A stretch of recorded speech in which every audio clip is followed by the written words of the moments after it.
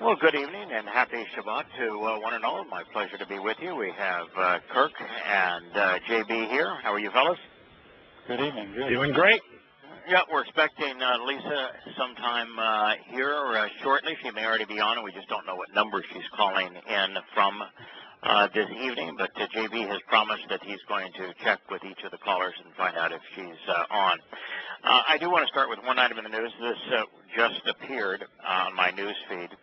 It's from Reuters.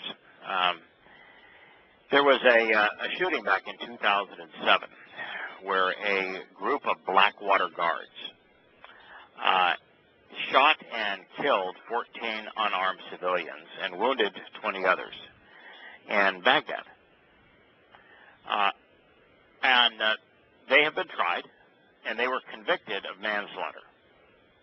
Now, typically, you pick up a gun and you shoot an unarmed person with your gun, aiming at them, and you kill them.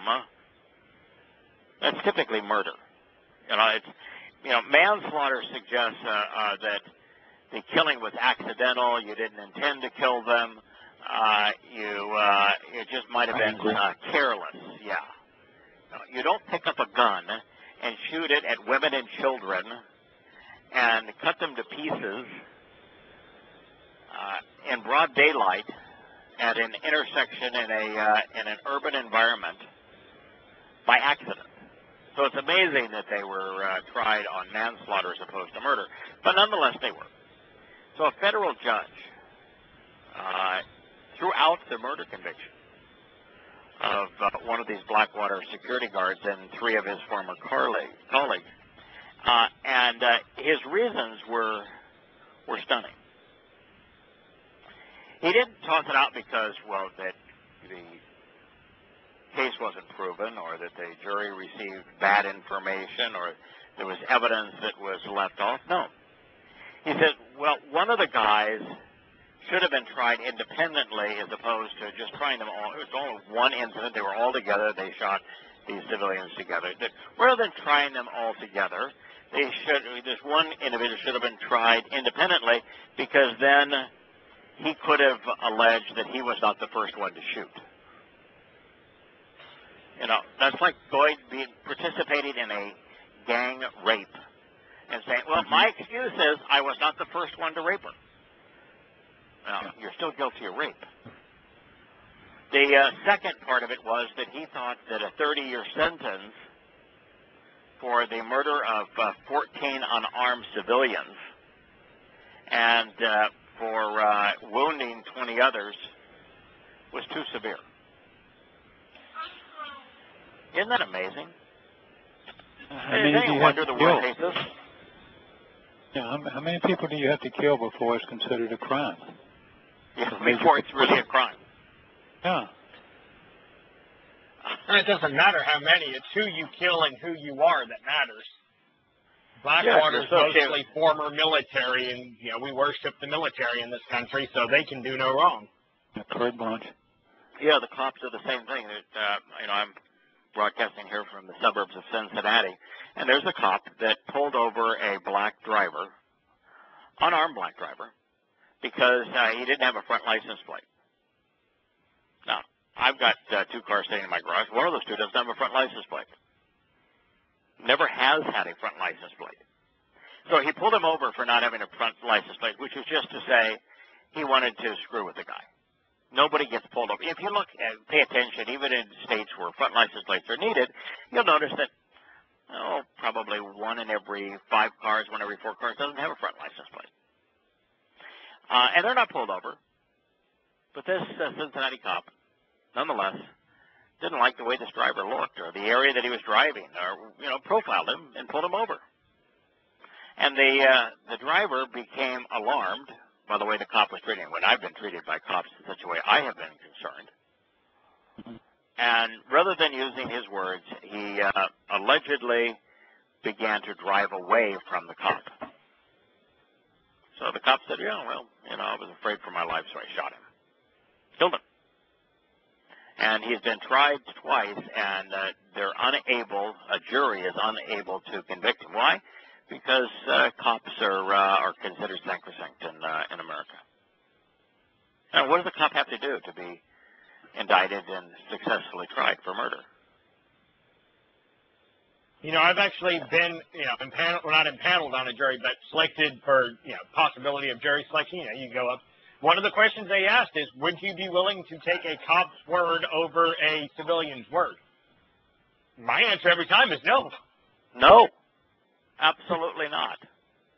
The worst case ever, I think, still is Tamir Rice.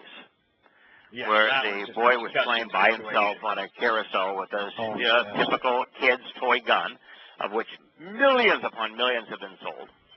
And he's playing with a toy gun on a carousel. There's nobody else around. No one he's going to harm. And rather than trying to figure out if it's a toy gun, rather than even asking the kid to set down the gun, the cops pull up in a huff, and within a second of the time they screech to a halt, the kid is dead. And they wouldn't even indict him. And we just have an entirely broken system. I actually heard someone tell me, oh, well, you have to understand the mindset he was in, the day he'd had, and the situation he'd been. Like, really? No, I don't. That mitigates it? No, I don't. I know the facts as they existed there. There was no need for him to pull his gun, let alone shoot it. Right. I mean, the reality is that the average human that is not in a shooting range regularly, that doesn't have uncommon skill, and that group that would include sub-teenage boys, cannot hit a target the size of a human to inflict deadly damage. Even one shot out of 10 at more than 20 feet. Well, they say if you run from somebody shooting amateurs, you probably won't get shot. Because they can't shoot. The likelihood of getting shot is really remote. Yeah, very small. It's pure chance if you do. Mm-hmm. Right, and a pistol, the kind that the kid was, the toy pistol, that thing fires, the shot's going to go 20 feet above the cop's head because the recoil. And the recoil, too, would knock it out of his hand. And so there was, the cop pulled within like 30 feet away from the kid, and at that point, and he's sitting behind the door, he's wearing a defensive bulletproof vest.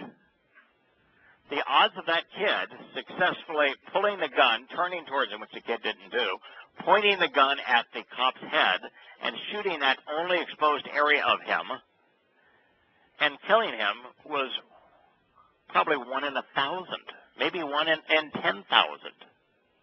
And you don't give a kid the opportunity to talk him out of it first? Just set it down, kid.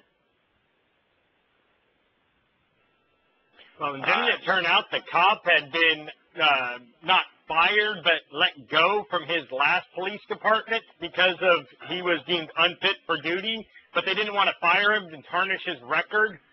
So they basically, there was something along the lines that they let him leave on his own terms so it didn't tarnish his record and he was allowed to get a job as a police somewhere else. So another police station decided he's unfit for duty but didn't want to stop another station from hiring him. Sounds familiar. Yeah. Cover your own. That's like moving pedophile priests around. It is, and they're never held accountable. It is truly astonishing, and just one example of this after another. JB, she's on this area code 734, so if you can find her, that would be great.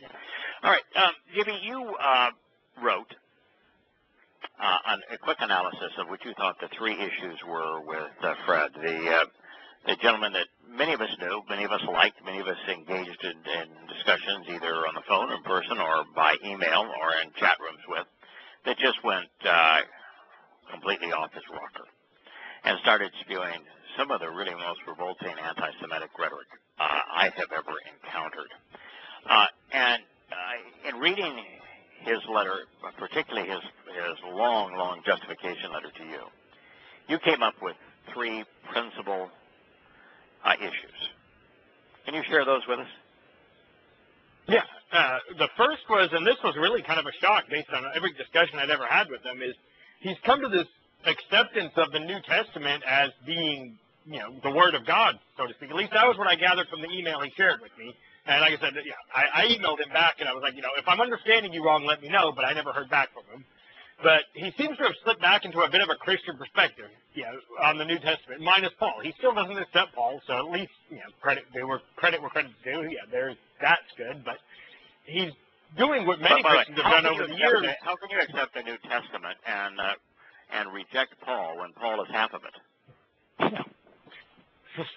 A document that even if you don't know that the rest of it is highly corrupt and highly flawed, how could you accept a document knowing that half of it was not only untrue, but probably the most deadly plague ever to infect humankind? Would that be irrational? That would be, by the way, if your focus is on the sun, which is his focus these days, what did the sun say about trees? Is it possible for a good tree to produce bad fruit? No. So if half the tree is bad, can the tree be good? No. No, not according to God. That tells you right there it's useless. Yeah. And of course But what he's done is the same thing that Christians have done for years, and he'll take excerpts of Yahweh's words out of context to justify anti-Semitism. The Christian church has done this for years. This is nothing new. Of course. But there's really nothing that Yosha said that can be twisted to be anti-Semitic, and that's why it's almost impossible without Paul to be anti-Semitic. Paul was specifically inspired by Hasatan, by his own admission, to discredit Jews and to make the testimony of Jews seem evil. So with Paul, it's easy. Without Paul, it's impossible. Yeah. Well, you get things like what he did with, the whole quote, I think it's from Revelation, about those who claim to be Jews but aren't. You take that out of context, you can make the argument, the Jews today aren't real Jews. Again, you take it out of context. You put it in context, and that doesn't make sense at all. Yeah, of course, the Jews in Ephesus, that was the community he was talking to. The Jews that he was speaking to in Ephesus are Paul and Timothy. It's about as obvious as it could possibly be. At the time, throughout Asia Minor, there were lots and lots of Jews. Lots of Jews in Asia Minor for lots of reasons, including the two times of captivity, both the Assyrian and the Babylonian captivity, making their way partially back, but also lots of other issues in terms of trading. But there's lots of Jews there. But at the time, if the Jews in Turkey, and all 7 cities were in Turkey, if the Jews in Turkey were not real Jews, then Yosha couldn't have been a real Jew. Then no one could be a real Jew. Right. So it's exactly the same people from exactly the same origin. And of course, his myth of the Eastern Turks being 100% of the Jews and none of the Jews being descended from Abraham through Dode. If that was true, then Yosha is a complete and utter fraud. Yahweh was a complete and utter liar. So that's the problem with you take something out of context and you make a whole religion out of that kind of statement. It's completely out of context with the life of Yosha. You can't focus on him and make that kind of claim.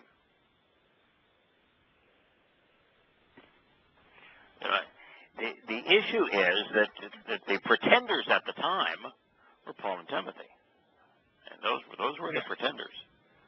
And Paul outright admitted that. Yeah.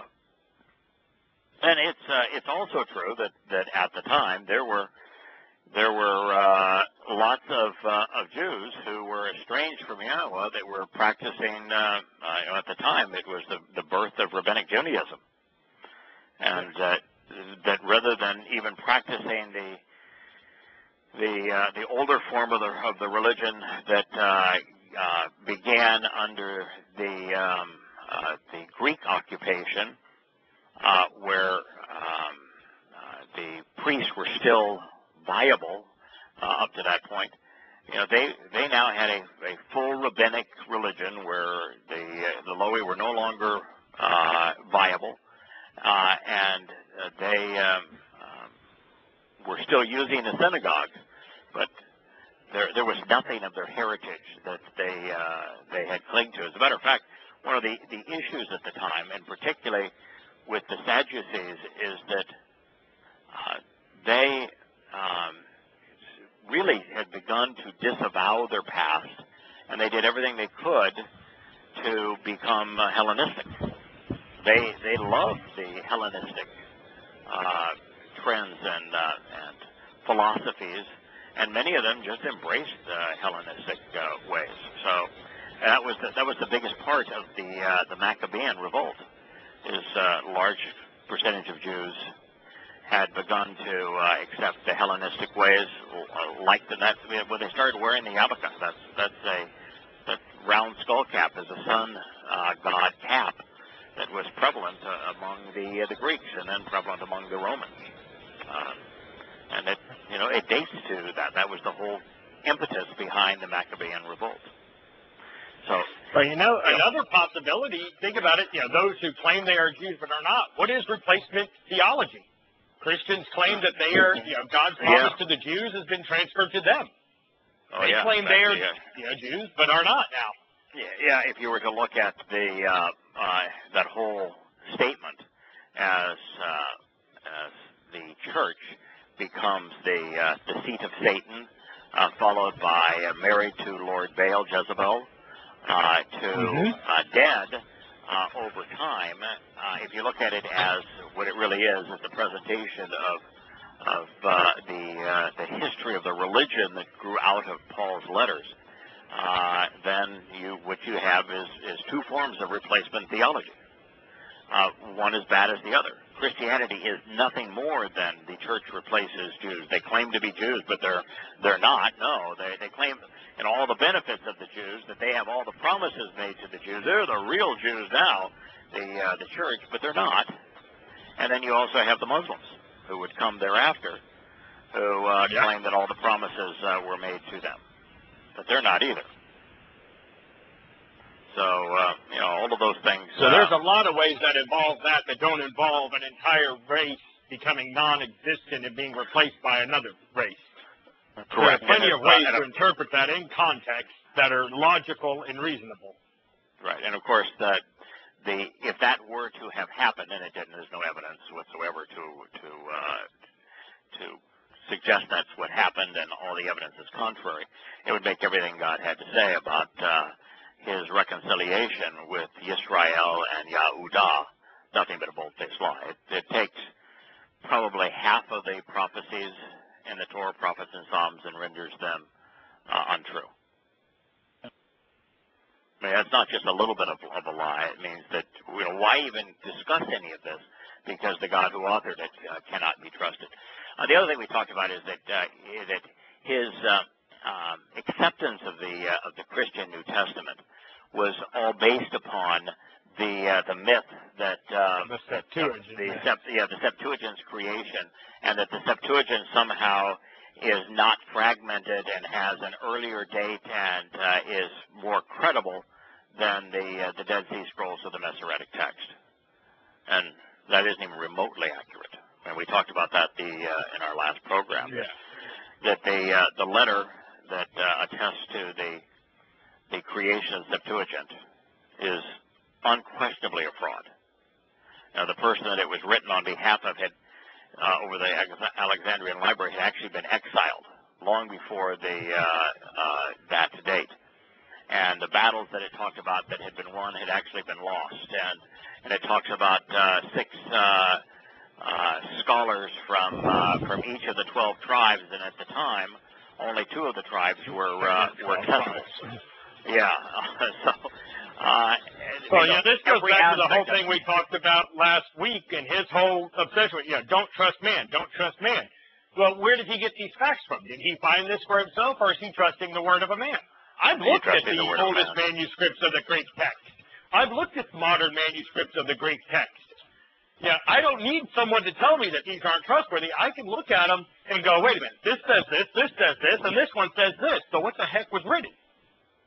I did the research on my own. I'm not trusting a man. I looked at him. He's taking the word of a man who's telling him that, this happened, therefore this is trustworthy, which the logic in there is completely flawed to begin with, because even if the Septuagint was 100% reliable, which it's not, that does nothing to tell us what the Greek text of the New Testament is, because it wasn't done by anyone even remotely the same person. It was done hundreds of years later. Oh, yeah, well, centuries and centuries later. But, the other issue, of course, is that the whole justification was that these groups of scholars were put in separate rooms, and when they compared their translations over the short period of time, they were essentially identical. And if it was good enough for back then it's still good enough for me. And, of course, that part of the history, if you will, is not part of the original letter. The myth. Part of the myth. It was actually conceived by a Christian apologist some 700 years later. It's just, to believe this kind of stuff, you just have to be wholly ignorant of reality. And as I pointed out in our last program, the Septuagint was stunningly fragmented. I mean, the oldest copy fragment that we have is a tiny little fragment of one book of the Torah, Dabarim, not even a full chapter of one book of the Torah, and it dates to about 150 to 200 BCE. So it's not nearly as old as many of the books of found in the Dead Sea Scrolls. It's in a translated language versus the original language, and it provides maybe 1/10,000th the coverage. So it's exactly the opposite. He says the Dead Sea Scrolls are fragmented, and the Septuagint's not. It dates all the way back here. But the opposite is true. Yeah. So, and essentially he has become a pseudo-Christian because everything for him is the sun. The sun this, the sun that. Yeah, that was. Yeah. It's like I said, I've had conversations before with him, and like I said, that is one of those that hit me just out of the blue. I'm like, wait a minute. Every time we've ever talked, he was very much on the same page as me with, the New Testament is by and large useless. So how does he deal with when Yosha says, look to the Father or look to the Torah? How do you deal with that? Yeah, when every one of his answers were if you need the answer to this question, what does the Torah say? Or when he says that no part of the Torah or prophets will be changed or be annulled so long as the heavens and earth exist. I did not come to validate the Torah, but instead to fulfill it. Yeah, of course the fact is that we have proof of the reliability of the Torah, prophets, and Psalms in Hebrew that is older and more complete than any textual document in human history by a huge factor. And we have absolute proof that there are more variances in the Christian New Testament than there are words.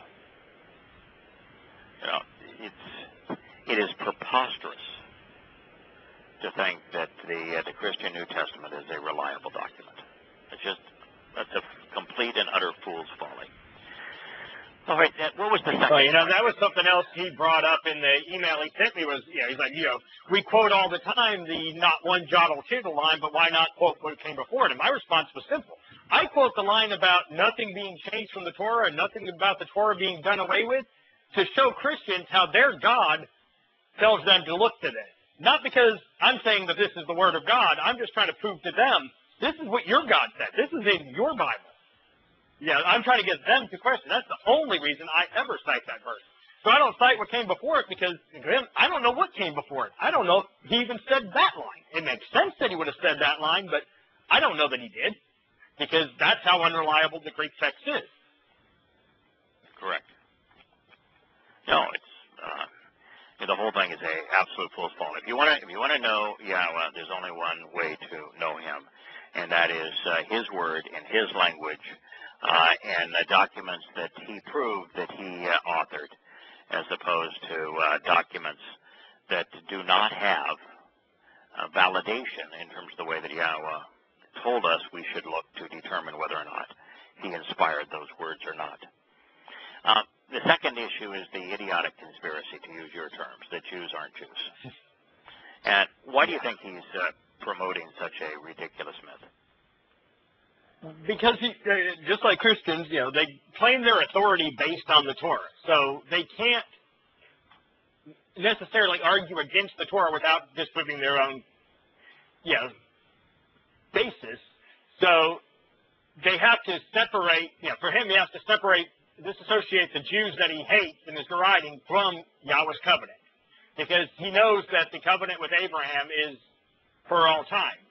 So, you can't, again, you go back to the Bereshit verse, I will bless those who bless you and curse those who curse you.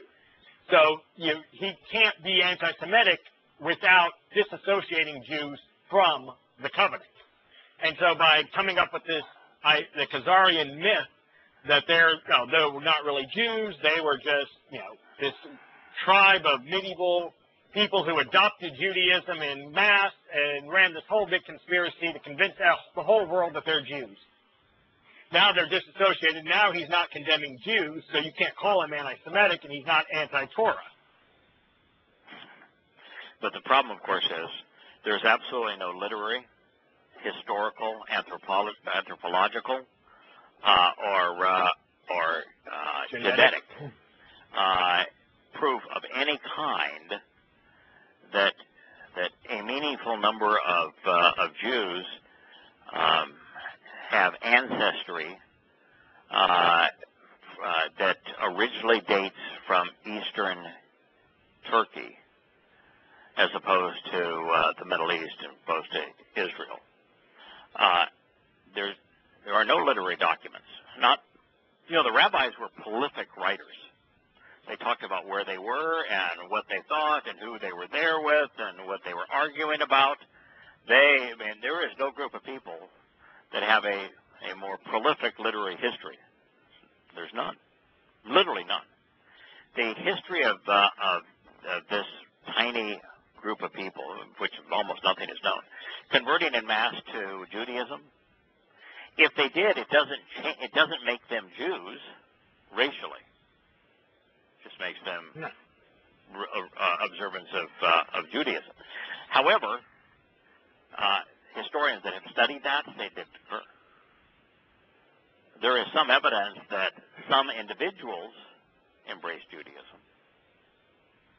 But from what I gather, there's one document that indicates, and it's only one document that supports this, and all it indicates in the document is that the ruling class of this very small, I guess you would call it a country at the time, the ruling class converted. That's all the document says. It's the Khazarian Correspondence is the name of the document.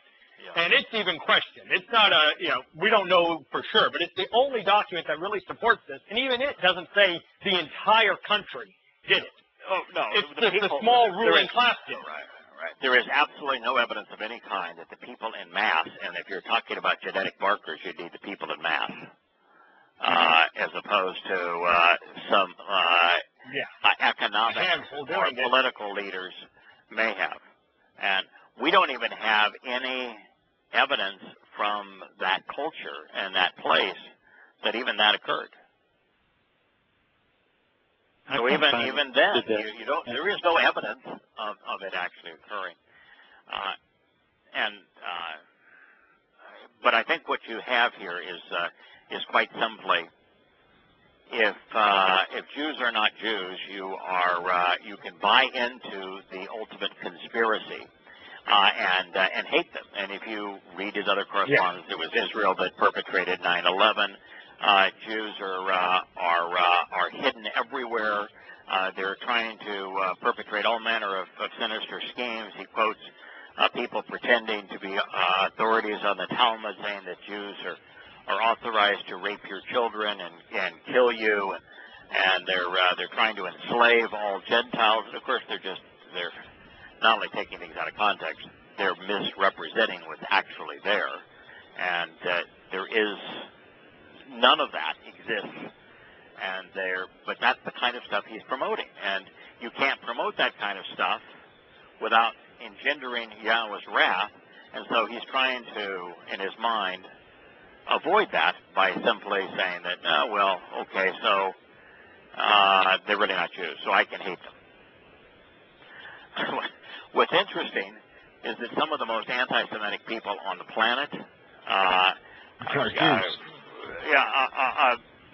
say, no, there is absolutely no truth to even David Dukes of the KKK, who did a considerable amount of genetic research, said that the myth that they're from Eastern Turkey is just preposterous. Bernard Lewis, one of the most famed historians, philosophers, scholars of our day, said essentially you have to be an idiot to buy that. There's absolutely no truth whatsoever to the same. But it's the nature of Christianity.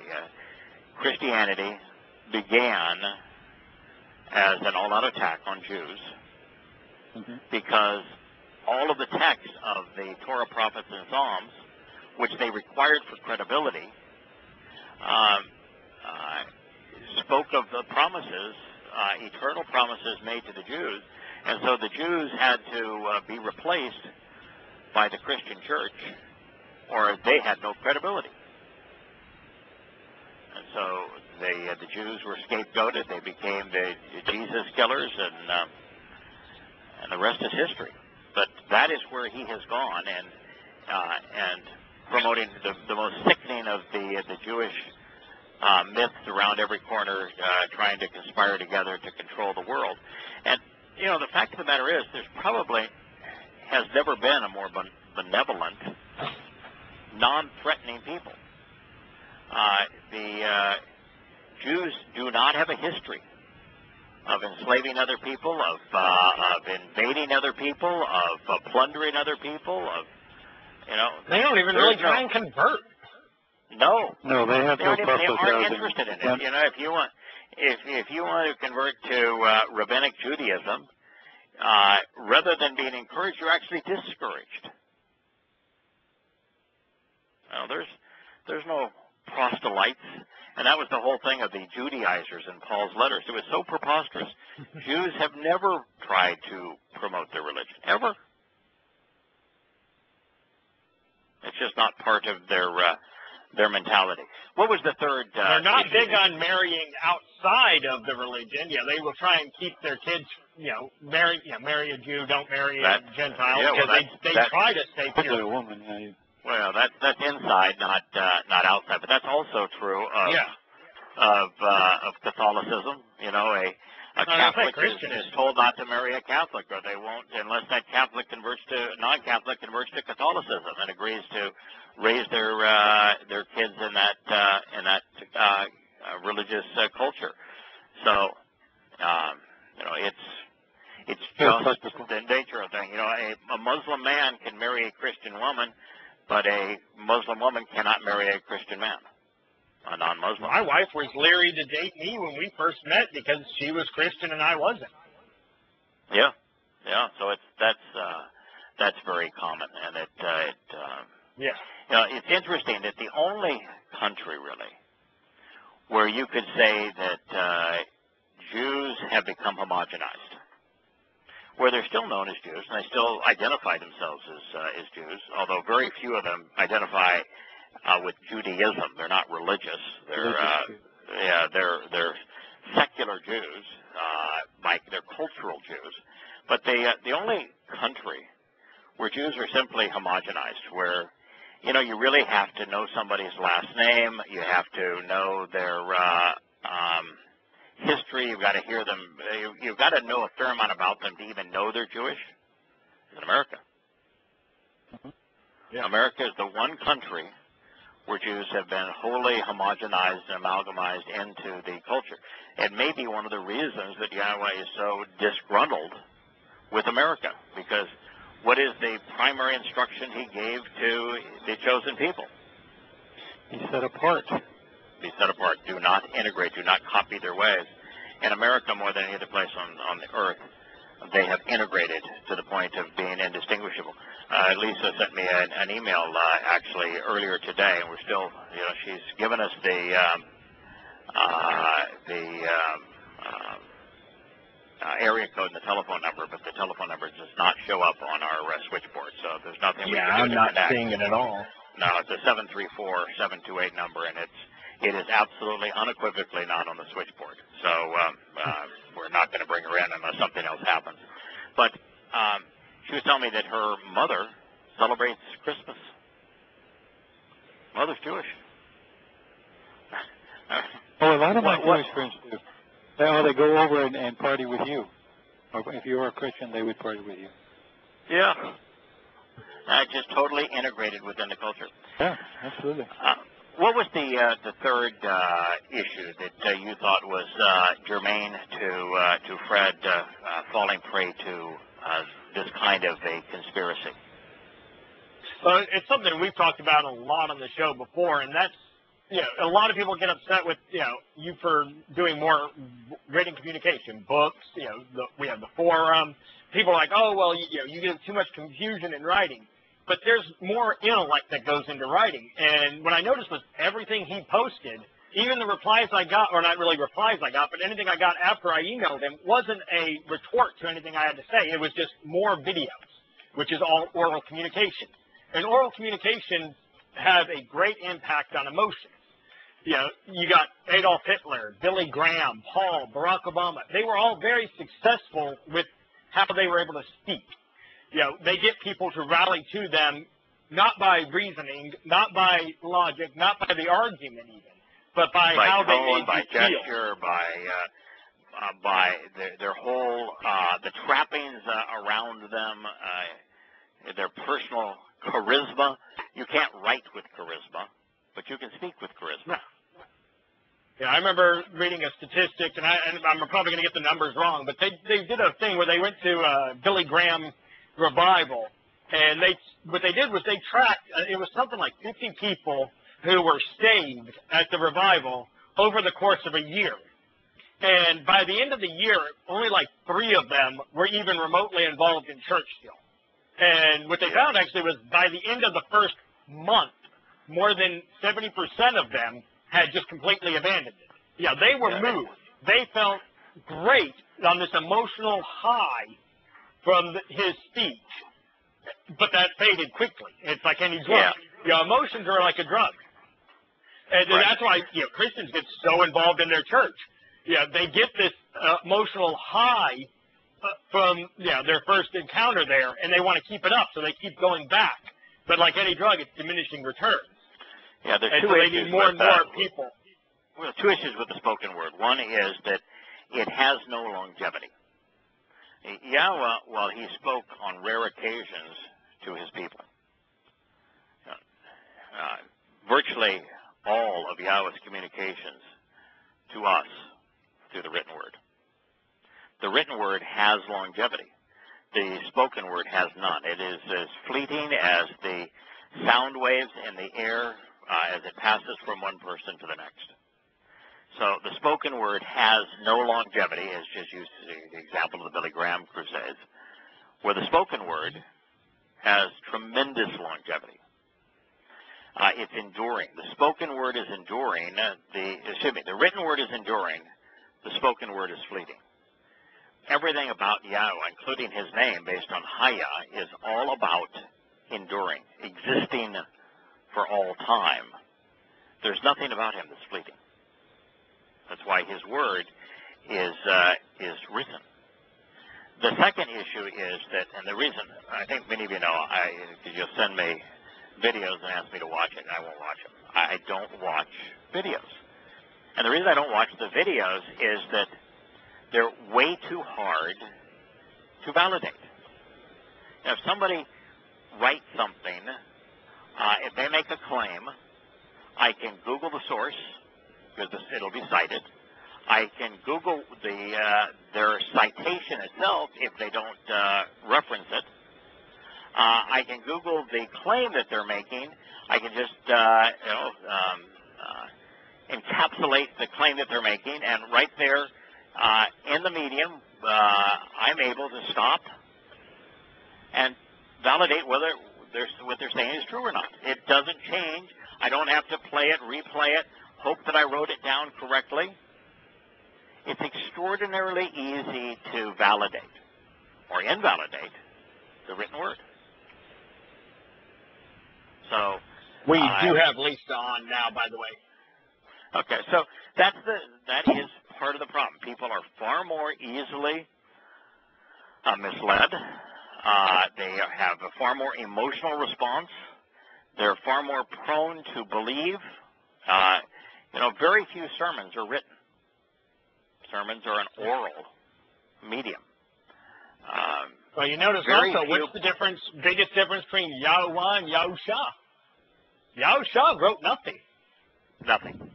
He gave a handful of speeches that or at least we're told he gave a handful of speeches, but he didn't write us down anything because he didn't want us following his word. What they did when they wrote his word down is the opposite of what he ever intended. He never intended anyone to write down what he was saying. There is never one instruction for anyone to write down what he said, ever. That's a brilliant point, because he directed us to Yahweh's word. He was a living manifestation of Yahweh's word. He didn't come to add to the Torah. He came to fulfill the Torah.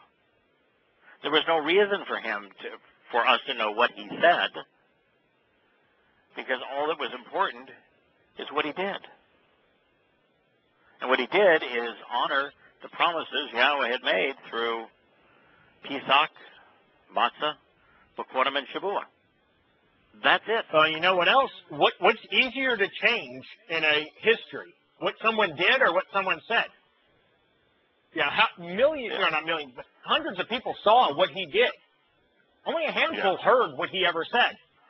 Right. Yeah, it's a lot easier to add words to his mouth than add action. Yeah. And all we've got is hundreds of years thereafter a translation by someone who was not there. And only 2 of the books were actually written by eyewitnesses, and they were written in a language other than the one that we have. Isn't that amazing? And spoken in a language other than the one that we have. So we do this show and orally, and I've questioned it for a long time, because I have found that the written word is far more convincing, far more effective, far more enduring. You can communicate vastly more detail. It's easier to verify. It's more easily shared. And the only reason for doing an audio program is to reinforce the written word. Mm-hmm. But anytime the show is used as, well, all I really have to do is on the Shabbat I'll listen to the program and then I'll communicate with my friends via social media, what you're doing is counterproductive. You're actually fooling yourself. You're creating this impression that you're part of something, that you have understanding, that you really don't.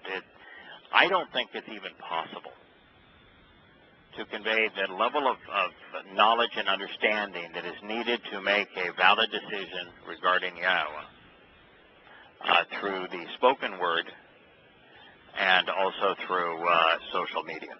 And I think that's why when Yoshua was asked a question, he was always referring to the written word. If you want to understand, you've got to go to the written word. He didn't say, let me explain it all to you. He said, what does it say? What is written? And it takes I time. would add, there is one other value to this show, at least what I've seen in the past, is there is a value to a bit of free-flow oral discussion, because sometimes we will come across something that we may not have thought of, and so we can soundboard it off each other. And we've come to several ideas and conclusions that we didn't like, oh, this is definitely true. It was, wait, that's interesting.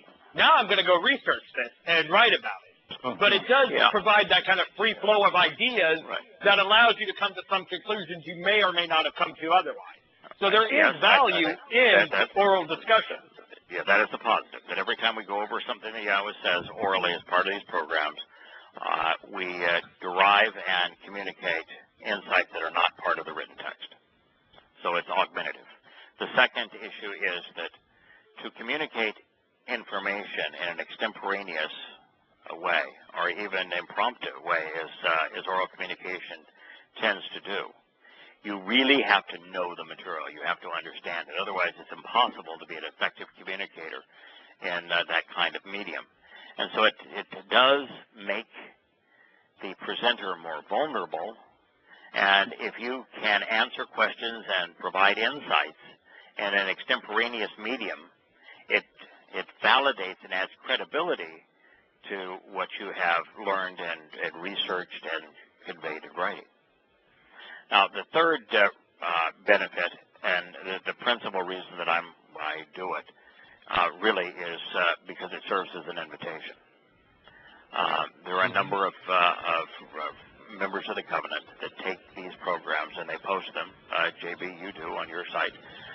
But there's many people in the part of the covenant family that post these. Many of them are posted in part of YouTube, and sometimes they have significant audiences, and they serve as an invitation, and they may attract people to turn to Yada Yah, or an introduction to God, or now observations, and study and learn the truth for themselves. So, I consider found all this because I heard you on a radio show. Right.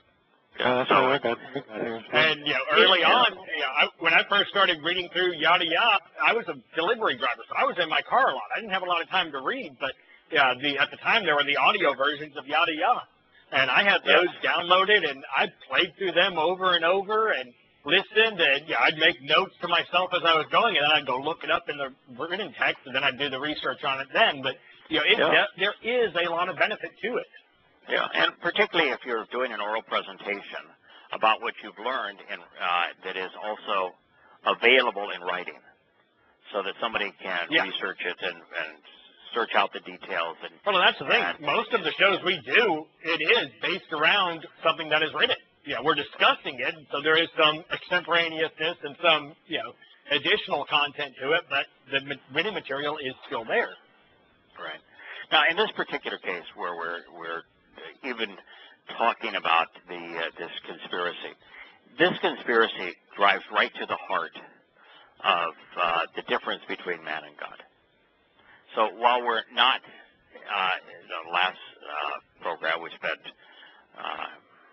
3/4 of the program talking about the Mizmor Psalm that Dode wrote about how he dealt with, and we continue to deal with, fake news and conspiracy in his day, particularly that which was adversarial to Yahudah, to Jews.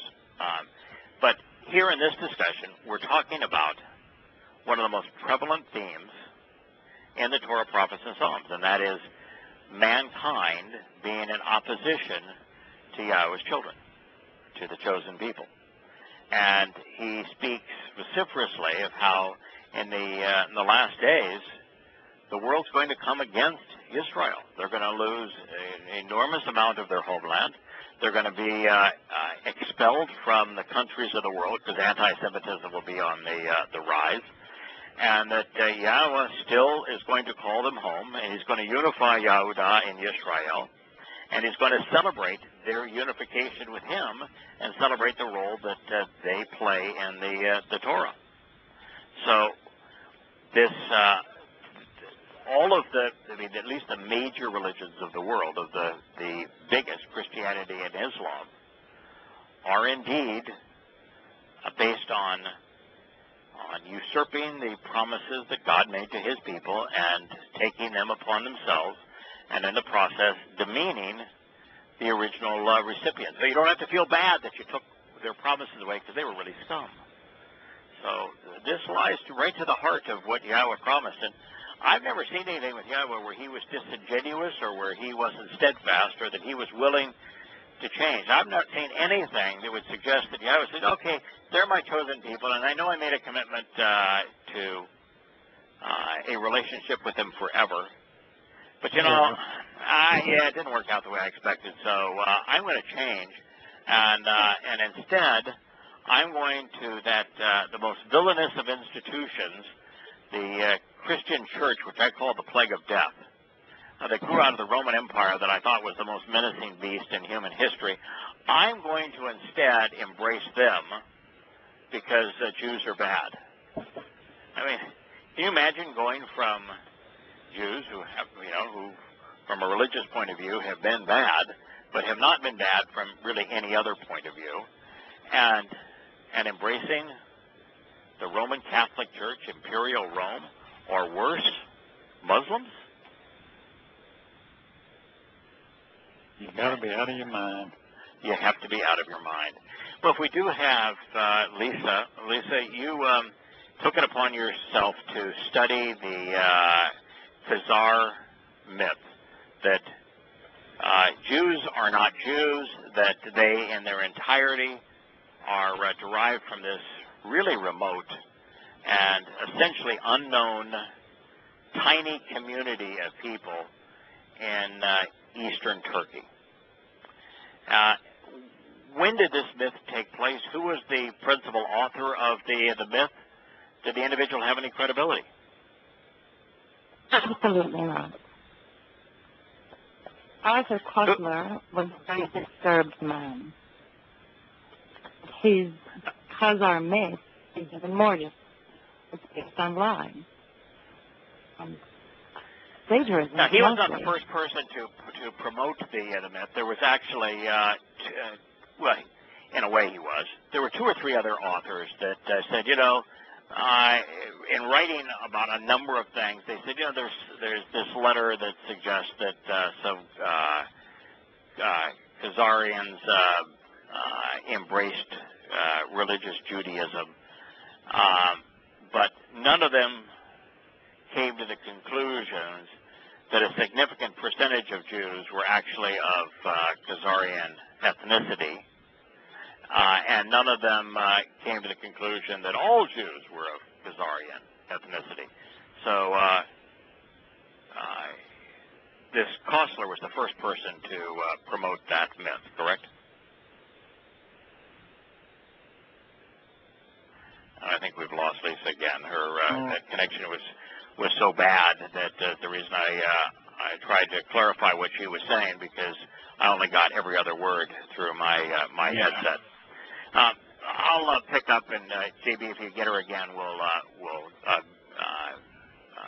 bring her on. We'll keep an eye out. The Khazarian bloodline story is author Koestler. His book was called The 13th Tribe. Now, there's a reason that Koestler was disturbed, to use Lisa's term. He was in Germany at the time of the Holocaust, and he's Jewish. And, he saw his family hauled away into concentration camps. He did everything he could to try to avoid going to a concentration camp. And as it turns out, because he wanted to oppose Hitler for creating the concentration camps and trying to round up Jews and put this Jude, Star of David, and insignia on Jews, which would be, by the way, the opposite of Jews not being Jews, he became a communist, because the communists were at the time in Germany, the opponents of the fascists and Adolf Hitler and the Nazis. And he tried to endear himself to the communists in the Soviet Union, and I believe it was Stalin that decided that he didn't care much for Jews either, and he was sent into a Russian prison. And he spent several years in solitary confinement, and for many years was tortured in a Russian prison, even though he was part of the group that caused Lenin and Stalin to come to power. So, I mean, he had some reasons to be disturbed. And his autobiography was it's the God who failed. He wrote a book of which he really had no expertise, but he had a compelling literary style. And he wrote a book on the knowledge of sex, and as such, he became somewhat ingratiated into the elite culture of Europe after he was released from prison. He only wrote the book because he needed money to provide food so he wouldn't starve. And when he was accepted into that community, because you write a book on sex, all of a sudden you're popular. People like sex, and in that community there was a very, very high drug use and harsh drugs, LSD and worse. And so he was known to be drugged out of his mind and had some really bad trips. But that wasn't enough for him. This is a guy who you can see is trying to escape life. Life has been insanely painful.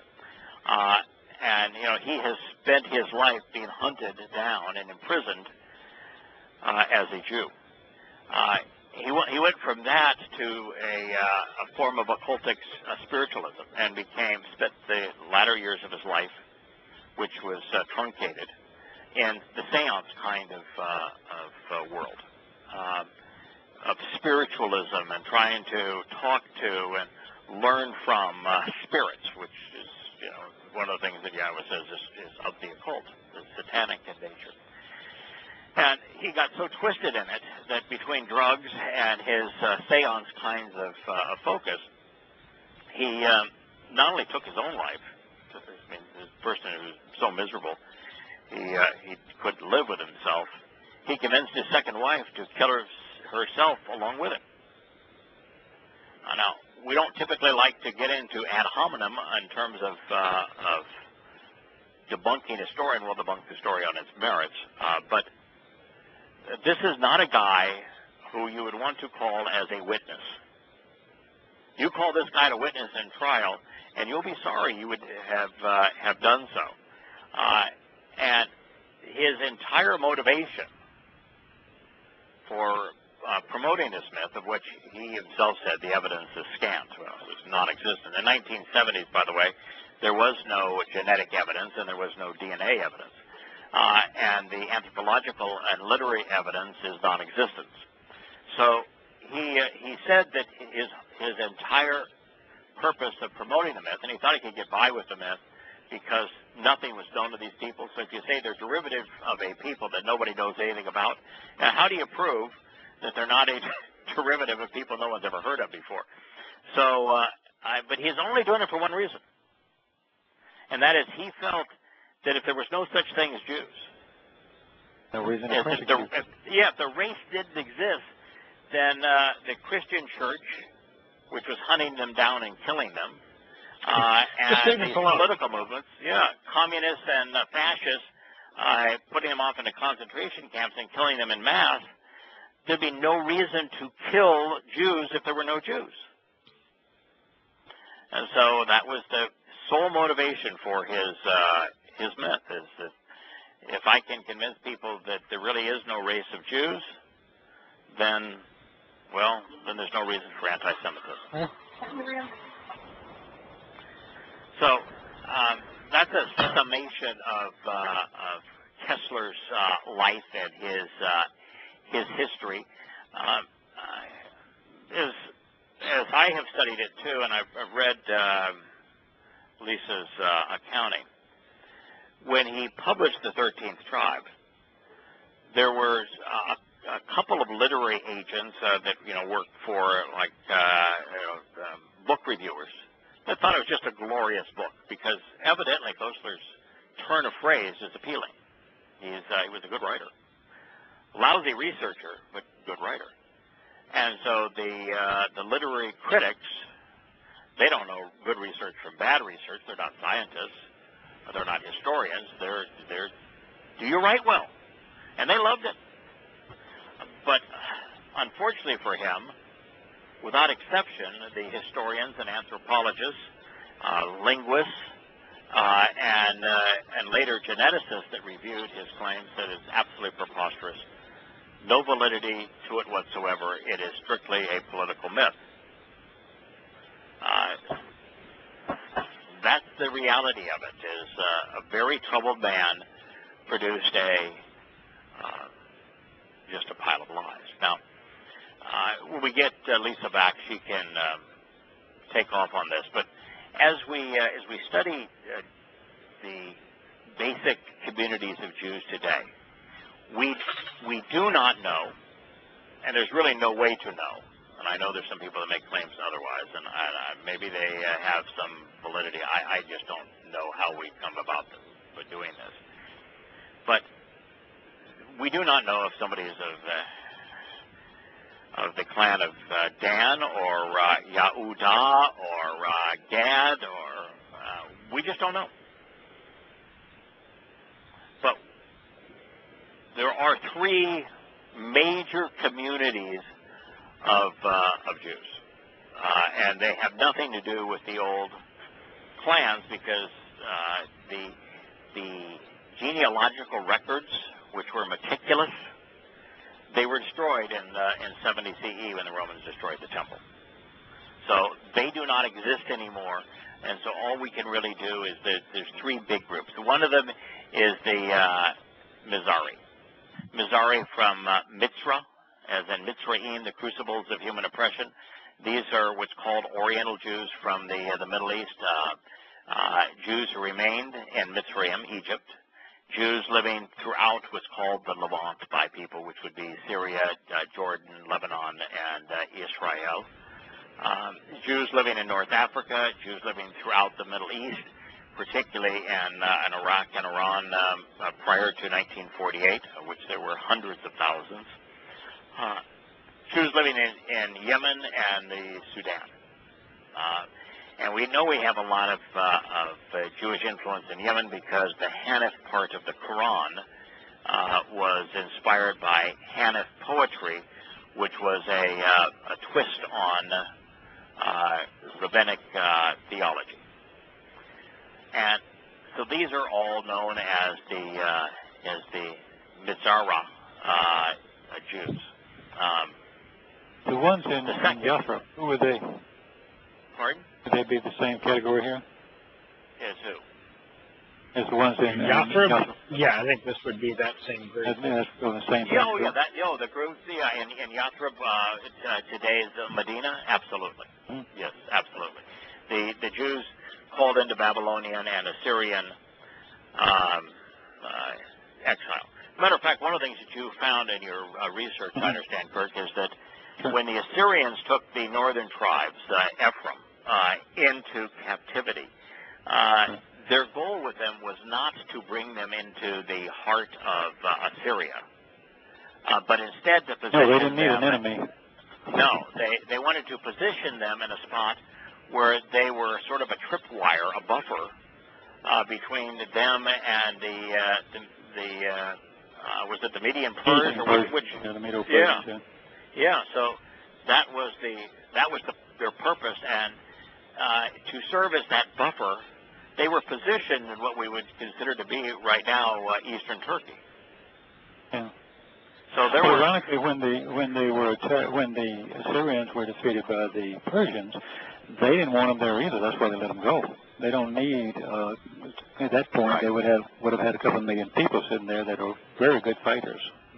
Yeah, and at that point, they dispersed throughout the region of of what we consider Eastern Turkey, the stands in the Caucasus mountain region around the Caspian Sea. Some then migrating further north towards what we call Eastern Europe and the southern Russian area, and others coming back down south, Syria, Jordan, and the like. But the fact that there was Jewish ethnicity in eastern Turkey should not be a surprise. No. Now, because that's where they were placed. The second group of Jews would be the Sephardim. The Sephardim Jews are Jews in Iberia, which we now call Spain, and Portugal. What's really interesting here is when you say Iberia, and I never thought about this before, but the name Iberia, it's based on Iber, and Iberium in the plural. You know what Iber is? Look up Google sometime the Hebrew word for Hebrew. Oh, yeah. Yeah, that's what I didn't think about it till you said that, but yeah, until just recently, Spain and that whole peninsula was the Iberian Peninsula, and that's the history of those people. That is the Hebrew word for Hebrew. Yeah. Yeah. So, and those are the Sephardim. Yeah, and that is that group of Jews, and in fact, Kirk, as you were tracing their ancestry, they're actually from the tribe of Yehudah, and they're the tribe of Yehudah broke into two branches, and there was the branch that got the scepter, and the branch that didn't get the scepter. The branch that kept the scepter, which was the branch that delivered Dode, is the sitting lion, is their symbol. But the branch that did not get the scepter, it's the standing lion that is their symbol, is it not? Yes, sir. What is the symbol of Spain? The standing lion. At least it was long ago. It was. Yeah. And if you look at the flag, with the scarlet thread. Yes, if you look at the flags of Morocco and of North African countries, but particularly Morocco before 1938, you'll see the Israeli flag, that star. You will see it.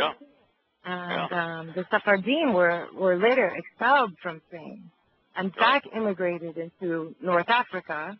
These Jews, like Maimonides, lived in Morocco, Tunisia, and also among the Berber tribes. Most people don't understand they moved from Morocco into Iberia. They moved, which is a country named after them, and then they moved from Iberia back to Morocco when the Muslims came in.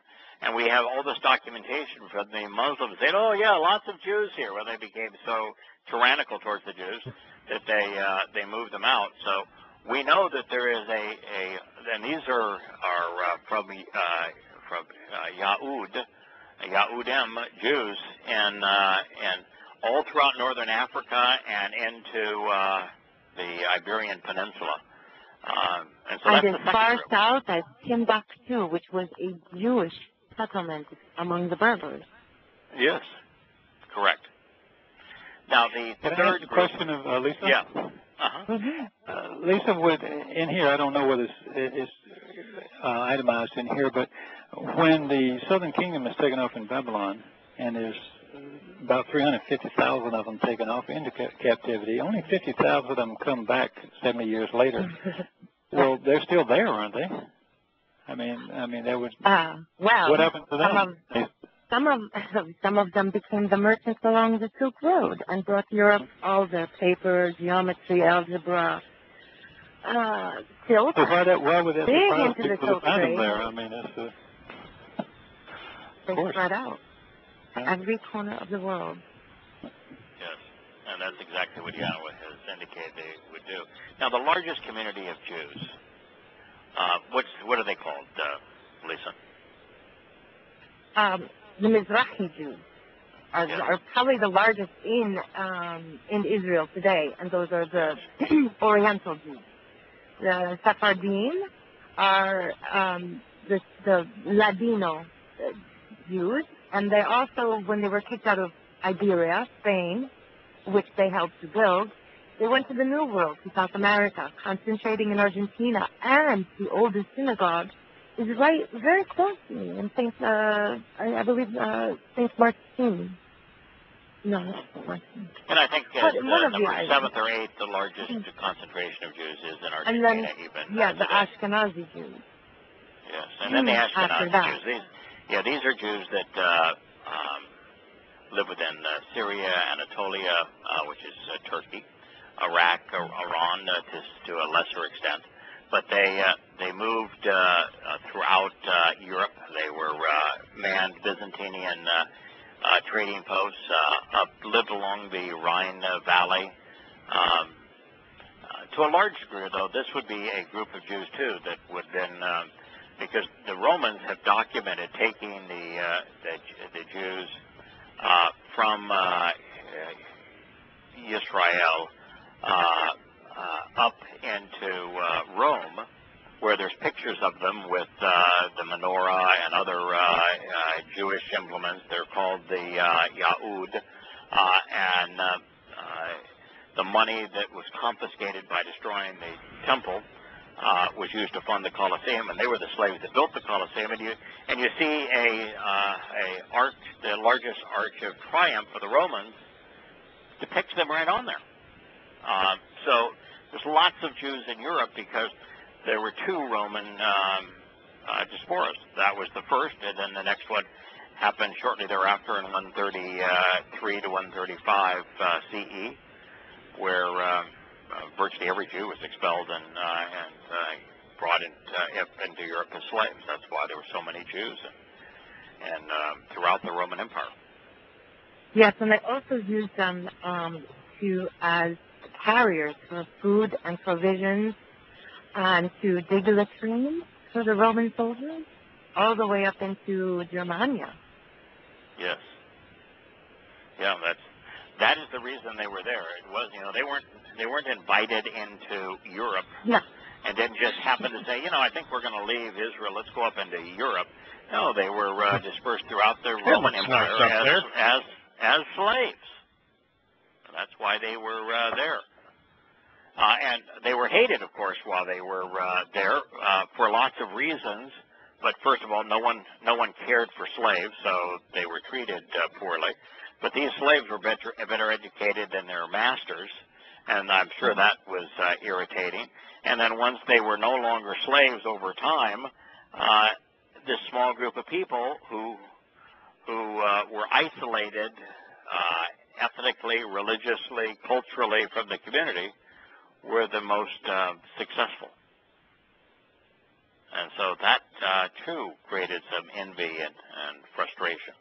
And then, of course, with the advent of appalling Christianity, the world of the Europeans go to war with Jews. The Jews become the Jesus killers, and everything that is Jewish is condemned, as Paul condemned Jews in his letters. Now, you have to wonder, as pure as the exiled Jews have managed to keep their bloodline, I can't remember the exact percentage, but there are more Jews that hold Nobel Prizes in the sciences than any other ethnic group. There is something about racial Jews that, I'm sorry to say, they are more intelligent. Not to sound racist or anything, but there is a level of intelligence. But you have to wonder, since they were able to keep their bloodline so pure, and they can trace it, you take it all the way back to Abraham and before that, could it be that they have a more intact Nesama than non-Jewish people? Yeah, a pure form of the Nesama, which provides our ability to think and to reason. It would be impossible, I think, to explain why somewhere in the range of half of the world's most innovative ideas, profound advances in human culture, have a Jewish origin when the Jewish people represent less than 1/10 of the world's population. Right. It's like looking at terrorist acts and recognizing that 99% of terrorist acts are perpetrated by Muslims that represent 25% of the world's population or 20% of the world's population. And if 20% of the world's population are committing 99% of the terrorist acts, that kind of link you'd have to be ignorant and irrational to ignore. Well, here you have there's no saying, correlation isn't causation, but when you start looking at those degree of numbers, you have to start questioning correlation and causation. when a group of people that represents less than 1/10 of 1% of the world's population are responsible for half the world's inventions of significance. You have to start wondering, is there something to that? It's impossible. You want to know the Jewish secret? To do it otherwise. We don't think linear. Yeah. Well, the That's fact a of the Roman matter Greco is thing. that even if you don't want to acknowledge that Jews are like Einstein, for example, or the world's greatest thinkers, even if you don't want to do that, then if you don't do that, then what you're left with is the realization that Yahweh chose one race, the creator God of the universe, who proved that he is the creator God of the universe, chose one race to communicate 100% of what he had to say. And if he chose a race that represents 1/10 of 1% of the world's population to communicate 100% of what he had to say, that's a correlation that you ought not miss. Well, you think about it too. Go back to, Yahweh's, I will bless those who bless you and curse those who curse you. It can also be interpreted as, you will be blessed by blessing them. By allowing them into your society and allowing them to thrive, it will bless you. And by denying them, it will deny you. Correct. Well, particularly their message, because their message is God's message. Yep. That if you open your book and read there's only one person that I know that wasn't a Jew by ethnicity, but became a Jew culturally, and just said, I'm from a citizen point of view, from a cultural point of view, I'm referring to myself as a Jew. I'm not converting to Judaism, but converting to being Jewish is Ruth. So it's ubiquitous in the story, and even like, for example, I'm ethnically Goyim, and I've devoted the last 15 years to sharing Yahweh's Hebrew testimony as accurately as I know how, and I have, in essence, in doing that, have become Yisrael, have become a Yahud. I have accepted what Yahweh intended with his chosen people. So that's just what he has chosen to do, and we should not forget it. Now, I think while you were trying to reconnect, Lisa, I think I went through most of the issues as it turns out to Kostler's history and why he's not a credible witness and what motivated him to even come up with the theory. Linguistically, is there any kind of support for the Khazar theory linguistically? Linguistically, there's absolutely no evidence whatsoever to support Kostler's theory. Jews are very prolific writers. Mm-hmm. There's not even a poem. It's a cultural improbability. Not one single Khazar record reflects a Hebrew word in it. No. And the Hebrew no language contains... There's not a single loan word. None. Right. There's not one. There wasn't any into the Yiddish language, which is a conglomeration. Most people think it's just like German. No. It's a conglomeration of 10 languages. And until the Ottoman Empire, which they used outposts there to trade into Europe, their silk to the royal families in Europe, and other things, spices and whatnot, the linguistic trail shows that there is no evidence of any Turkic loanwords until that time. And there's no group of people in world history that have documented their perceptions and themselves more than the Jews have. And they have nothing, not a single word. The notion that is their origin makes it absolutely preposterous. What about the biological evidence? This notion that DNA studies prove that Jews are not descended from Abraham. There are no Jews that are descended from Abraham. That 100% of the Jews today are DNA. Their match is a DNA proves that they're not Jews. Yeah. Okay, this is my favorite part. The European Journal of Human Genetics states, some authors argue that after the fall of their kingdom, Khazar converts were absorbed by the emerging Ashkenazi Jewish community in Eastern Europe. However, if the two haplogroup chromosomes in Ashkenazi Jews do indeed represent the vestiges of the mysterious Khazars, then according to our data, this contribution was limited to either a single founder or a few closely related men. The Q haplogroup in question is not found in the Ashkenazi females, and the genetic strain in question is present in only 5.2% of men. The admixture, including the R1A haplogroup, total does not exceed 12% of the total in present-day Ashkenazim. Now, and they are the smallest of the three Jewish communities, and it's not even 12% of them. And in the men, in terms of the lead haplogroup, it's 5.2%, and in the women, it's 0. Yeah.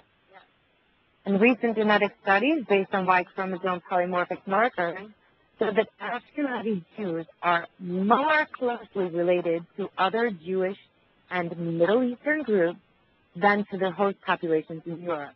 Ashkenazi Jews who have resided in various European countries during the diaspora traditionally trace their origins to Jewish people that lived in the Kodesh land before the Roman exile.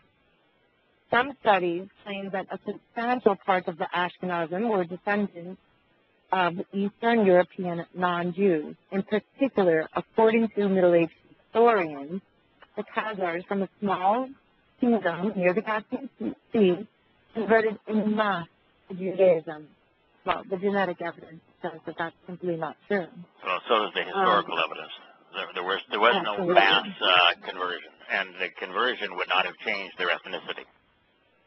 No. And the recent genetic studies based on Y chromosome polymorphic markers clearly showed that the Ashkenazim are closely related to more to Middle Eastern groups. And within that, there's a certain marker for a disease. Yeah, in fact, I think one of the references, research that you did was talking about the Druze. And, I just looked up the Druze because I wanted to verify, because there's a fairly large number of Druze in the world today. And they live in the mountains of Syria and Lebanon and mountains also of Jordan and Israel. And they actually have a very significant shared markers with Middle Eastern Jews and ethnicity. But there's a reason for that. They were a group of people that because they're Islamic, kind of a strange version of Islam, Christianity, and Judaism all mixed together as their religion. Yeah. And the Muslims that came through there and just ripped them to shreds. The only group that would befriend them were Jews. They lived side by side for a number of years. And the Jews, the only ones that would befriend them and didn't try to kill them. And so there's more Jewish DNA among them than any other ethnic group, other than they are basically Arabian. But no matter where you look, every study that's done on the ethnicity DNA and the history of Jews takes them back to Israel. Yeah. And there was no large-scale male-mediated gene flow into the Ashkenazi Jewish community. There just wasn't. The R1A is easily explained through archaeogenetics. But I'll go on. Again, writing in Science magazine, Michael Balter states that Kepler's theory clashes with several recent studies suggesting that Jewishness, including the Ashkenazi version, has deep genetic roots.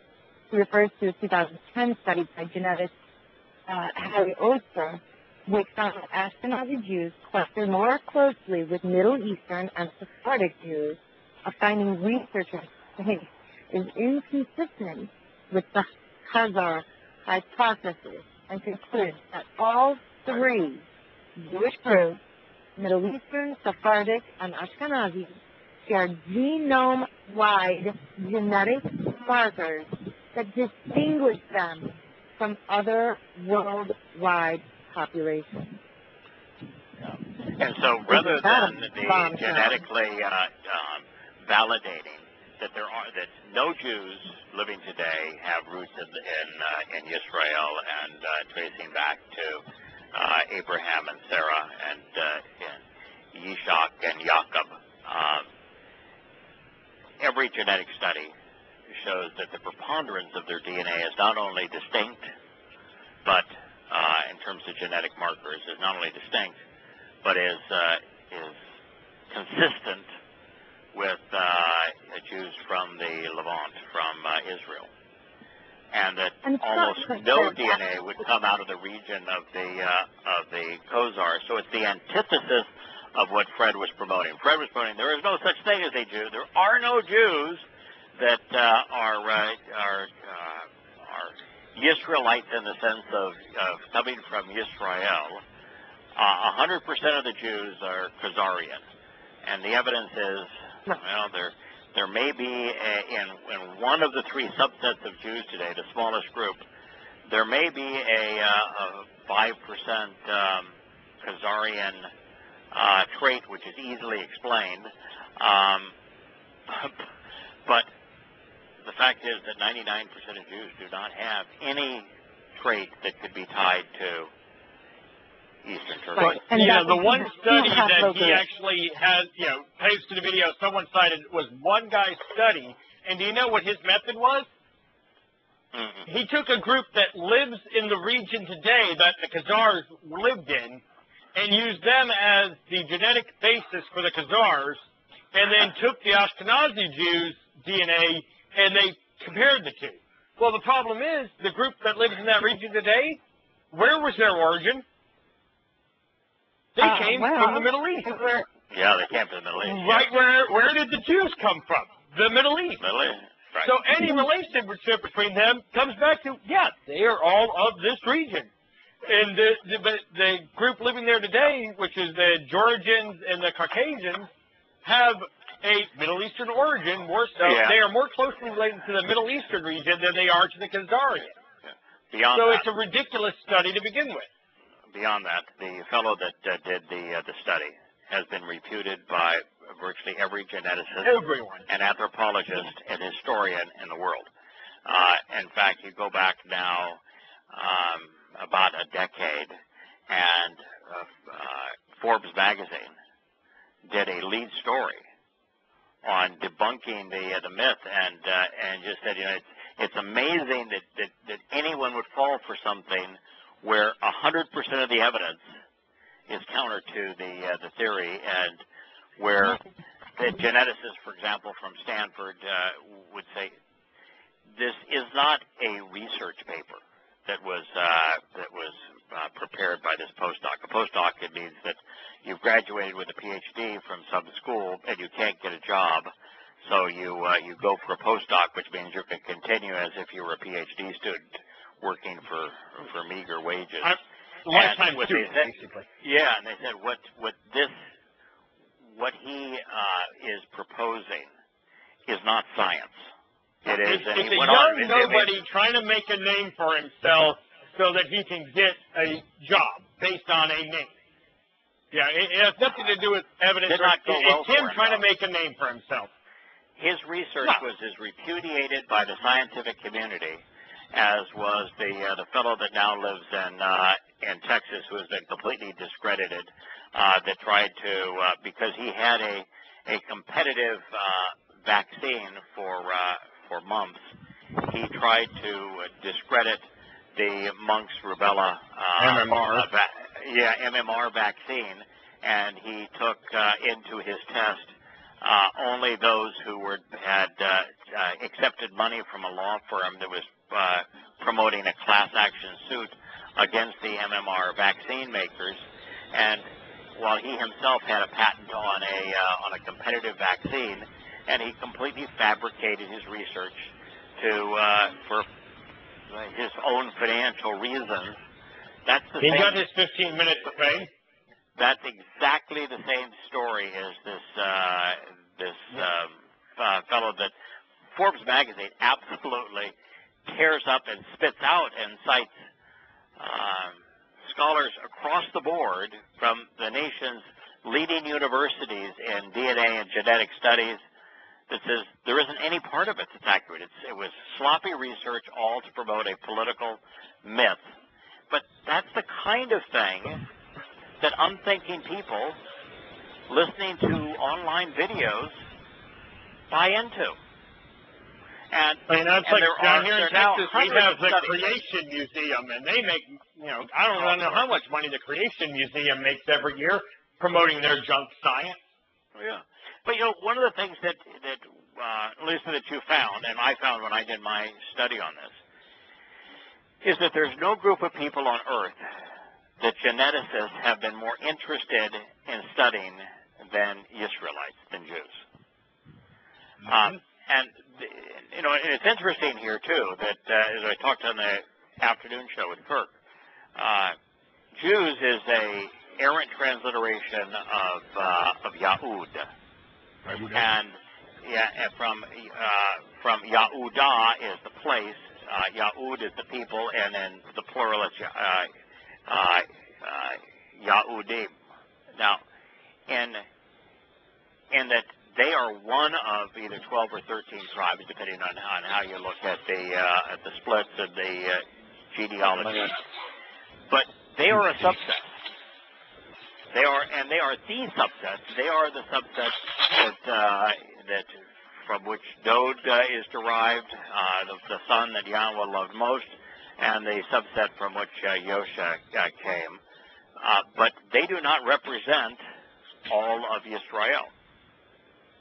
And we need to keep that in mind, that collectively they're all Yisrael, and that a subset is Yahudah, Yahudim, Yahud. So that's important, I think, in our overall understanding of who these people are, but that there is no group of people that is studied more thoroughly by geneticists, and the reason for that is multifaceted. Per capita, there's more Jews that are scientists than any other race, and so they're interested in their own heritage. Number two, they are the most influential people in the world. So that's the reason. They're the only people that have stayed together as a people throughout time, even when the 400 years of Egyptian slavery, hauled off by the Assyrians, hauled off by the Babylonians into slavery, hauled off into slavery twice by the Romans, and pummeled both by the Muslims and by the Nazis, that the only ethnic group, only cultural group, only national group in human history to survive intact as a unique people throughout the chasm of time. And so they're the most interesting ethnicity to study. And so there are literally hundreds and hundreds of DNA studies done on the heritage of who are the Jews? Who are they related to? And what you find in every one of these studies is that they are most closely related to the Middle Eastern peoples. And you would expect that because Ishmael was also a son of Abraham. Yep. And so you would expect that, and that is what you find. And what all of these DNA studies say is that while the closest relatives to the Jews are the Arabs throughout the Middle East, that the Jews themselves have more common genetic markers among them that are distinct to them than they have in common with the surrounding Middle Eastern cultures, even though that's their closest cognate. And, we're not talking about a study or a dozen studies. We're talking about it's the single most studied ethnic group in history, and what it shows is that replacement theology doesn't have a leg to stand on. I mean, even as I mentioned earlier, Lisa, who would be today, if you were to say, who's the biggest anti-Semite today? Would it be David Dukes, perhaps, of the KKK? And what did David Dukes say about the Khazarian theory? I think we lost Lisa. Oh, we lost it. Well, David Dukes, after spending, he's really articulate, by the way, on ethnicity. He studied the. I mean, he would have loved the Khazarian theory to be true, but he to his credit, he actually studied genetics and the various claims on behalf of the theory and against it, and he says it's preposterous. Bertram Lewis said, Bernard, absolutely preposterous. Not any chance that it is true. And it can't be true. The reason it beyond the fact that there is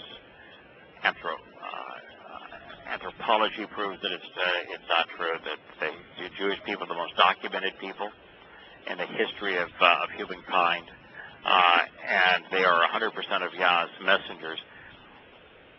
The reason it cannot be true is that Yahweh proved that he inspired the Torah, prophets, and Psalms. Every prophecy we have investigated that he has made has turned out to be true. Mm-hmm. And there are some that are just stunningly accurate and precise. And he says a lot about reconciling his relationship with Israel and with Yahudim.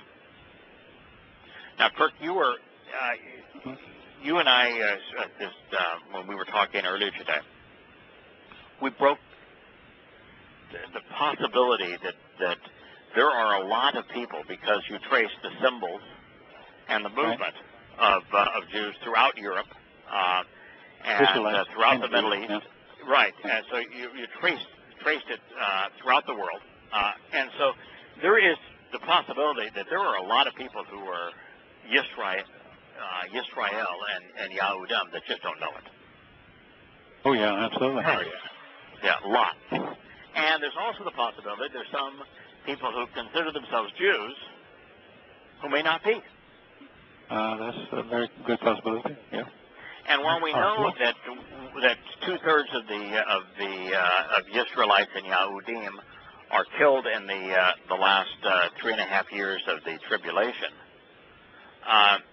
we don't know if that is that the remaining is 1/3 of 15 million, or 1/3 of a fraction of that. We don't know that. No. And we do know that Yahweh and we don't know how many are killed prior to that point with rising anti-Semitism. You're not going to have the kind of anti-Semitism that Yahweh predicts is going to occur and throughout his testimony without lots of Jews being killed. I mean, like anti-Semitism is just a house ablaze in Europe, and look what's happening to Jews there. And so we really don't know how many are killed in advance of that. You know, the second statement, etched in stone, says that thousands will benefit from his mercy by observing the terms and conditions of his covenant. Thousands is not millions. No. I think we're talking a small group of people.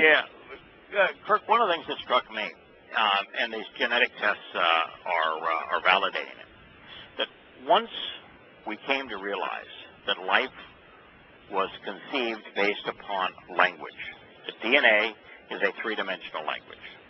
Mm-hmm. That once we came to realize that DNA is the language of life, and that language, particularly a written language, is the single most profoundly important invention. It's only been invented one time in one place. It happens to be in Israel for Yahudim. Once we realized that life is the product of a language, we knew for certain that we had a linguist, that we had a creator, that was a communicator. And once it became known that the DNA could be read, this question about how is Yahweh going to determine who comprises each of the tribes, because he relocates them by tribe during the millennial Shabbat, which, by the way, precludes replacement theology, because replacement theology has got nothing for 12 tribes. And you know, how is he going to do that with no genealogical record? It was a fairy tale. It was preposterous. I mean, there was absolutely no way that it could be done until we learned that life is comprised out of a language, and the author of that language can most certainly read the language. Man can read the language now. Yeah, you can spit in a little vial and send it off, and they'll tell you everything you need to know. Yeah, and I think that Yahweh's ability to read the DNA does not need it going to a laboratory. That's how he is going to determine who gets to settle in what place. Yes. And as he promised, the scepter will be with Yahudah. They will rule. Why do we know they're going to rule? Because guess who's king? Dode. And Dode be a Yahud. Yes, he do. Yes, he is. Yes, he is.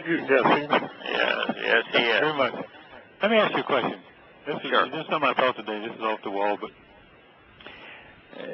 you often say, and it's agreed, that he's going to return everything the way it was back in the days of Edom. Yeah, and with Adam and let's say he returns to Jerusalem. That was a theory that I had 10 years ago. It was just my understanding of what, if you read everything together, it looks like the Moed Mikre are designed to take us back to where we began. And the millennial Shabbat looks like it was designed to coincide with it, to take us back where we began. But what was once just a theory, it's just an extrapolation over what I was reading, now is an affirmed fact. Yahweh says it so many times over and over again that he's returning the earth to the conditions that we found in Eden, that I would say at this point, you can take that to the bank. Okay, now Roy and I had this conversation one evening, and we were trying to determine that when Yahweh ratchets himself up and returns as a set-apart being, but certainly much more powerful, and his light, in essence, if you don't have the covering of the Ruach Kodesh, then you could be disintegrated. And we thought, we talked, well, does that mean there's no one else out there outside of the group that he's returning to? Do they all die instantly, or are some of those people still there? And as, Roy is such a practical thinker, he's trying to say, well, wait a minute, some of these people have to be there. And I used to think, well, no, I don't know. I have a hard time with that. But in the garden, if we return to the garden, there were lots of people. Exactly. So they don't have to be. Do they have to be Yehudim or Israelites, or are they just some of the left residual people from all these wars of all these times? Yeah, let's just say that if it's like the garden, and Yisrael becomes the new Eden, and there are lands around the new Eden that have people, is it possible that there are still people that are not Yehudim and not part of the covenant that survive his return? I think it is possible for the following reasons. One is it does mirror the conditions around Eden. And number two, what Yahweh is saying that he eliminates every person who is religious, every person who is militaristic, every person who is patriotic, every person who has come to harm Israel or his chosen people. So could there be Goyim that exist that weren't in opposition to him, that were sort of neutral? Yes. Who during that period of time could possibly come to know him. In South America, they could be, in tribal groups in Australia, Aborigines, you would know. Yeah, conceivably. Yeah. One of the problems here that we have to be careful of is that sometimes we think of tribal groups in Africa, not knowing enough to be dangerous. But keep in mind that most of the tribal groups have a witch doctor, have a you know, you look at the Polynesian people that came into Hawaii. These were tribes that you would say was about as isolated as anybody could be. The religion they imposed between priest and king, practiced human sacrifice, killing tens of thousands of people in very small communities. So there's a lot of people who you would think of as living in the backwoods and Aboriginal that you might say, they haven't done anything wrong, they haven't been religious, they're not military. Well, that's not really true. Yeah, not so. So I can't imagine a scenario where Yahowah allows anybody who has been overtly religious or is overtly religious at the time, overtly political, overtly militaristic, harbors anti-Semitism, for example, to survive his return. I think those who are opposed to his chosen people and opposed to his manner and nature, I think, will be destroyed. But there is the possibility there could be mortals who can become immortal should they accept Yahowah and his covenant, and could stay mortal if they do not, that could in fact survive, and I'd be surprised if there weren't. Yeah. Well, there is a little remnant somewhere that's going to turn at the very end, because there is that little period of time when those people have to come from somewhere. Gets released, and whether it's up in Russia as they project or whatever, I don't know who those people would be that they would, or whether that's speculative, because we don't really have anything told much about that. But I don't know who those people would be. So. Yeah, and there's also going to be a number of us, a lot of children born, Gentiles, because there's a lot of Gentiles who are going to be celebrating, beaming brightly, celebrating Yahowah's return. And so we're not going to be settled in Israel. We're not derived to any of the tribes, but those are covenant members who have had the opportunity to become transformed into spiritual beings prior to the beginning of the tribulation. Yeah. We're going to be there. Yes. And I'd be surprised. For example, I'm certain that Yahowah's not going to destroy animal life. No, he loved animal life. He said it's good. Yes. And mankind is an animal. So there's just no reason for him to destroy all humans. But just how he, in the flood time, he destroyed all humans with an asoma in that particular region because they'd become so vicious. Viciousness and religiousness were the threshold that was the determining factor. So having an asoma, vicious, religious, manipulative. And so those who are religious, political, vicious, militaristic, to be consistent, they have to be destroyed. But there were Homo sapiens as animals in other parts of the world that weren't killed. Why would he be any different? Yeah. Yeah, that's the point. I don't like to be in a position where I would be in opposition to a theory that is being promoted by Roy, because he's just too sound a thinker, particually on well, I don't mean to speak for me. Like that's this. My recollection of a long time ago. But and in this particular case is like almost every other case that I've heard one of his propositions. I think 9 out of 10 times I agree with him, and the 1 out of 10 times, and this is one of those times, like what you guys were discussing, I agree with. I don't know if my agreement is too limiting. I don't know if you guys were broader than my view of it, but it's just like speculative. You get chatting about things. What do you think about this? And I don't think you have to. I don't think you have to be all that speculative, Kirk, because there's certain things that seem to if he's consistent, what were the conditions around Eden at the time? There were other. They knew there were people out there. Right. What were the conditions after the flood? Other humans, right? Oh yeah, you have throwing pictures in France. Right. And walls. when he's talking about destroying, he doesn't say he kills every human except Israel. No, he says he wipes out the religious and the political and the militaristic, and they're the ones that are gone, and all their artifacts, they're gone, and they'll be bowing down and be judged. But he doesn't say that he's going to wipe out every animal. Everything I'm going to wipe out. Right. No, he doesn't. No. So to be consistent and to be to avoid extrapolation, I think that Roy's conclusion, your conclusion, is valid. Yeah. And I think it also makes life more interesting. Mm-hmm. It's like, I am very hopeful, I have the highest expectation that when we are out exploring the universe, there's going to be an enormous amount of life. I think that it's life that makes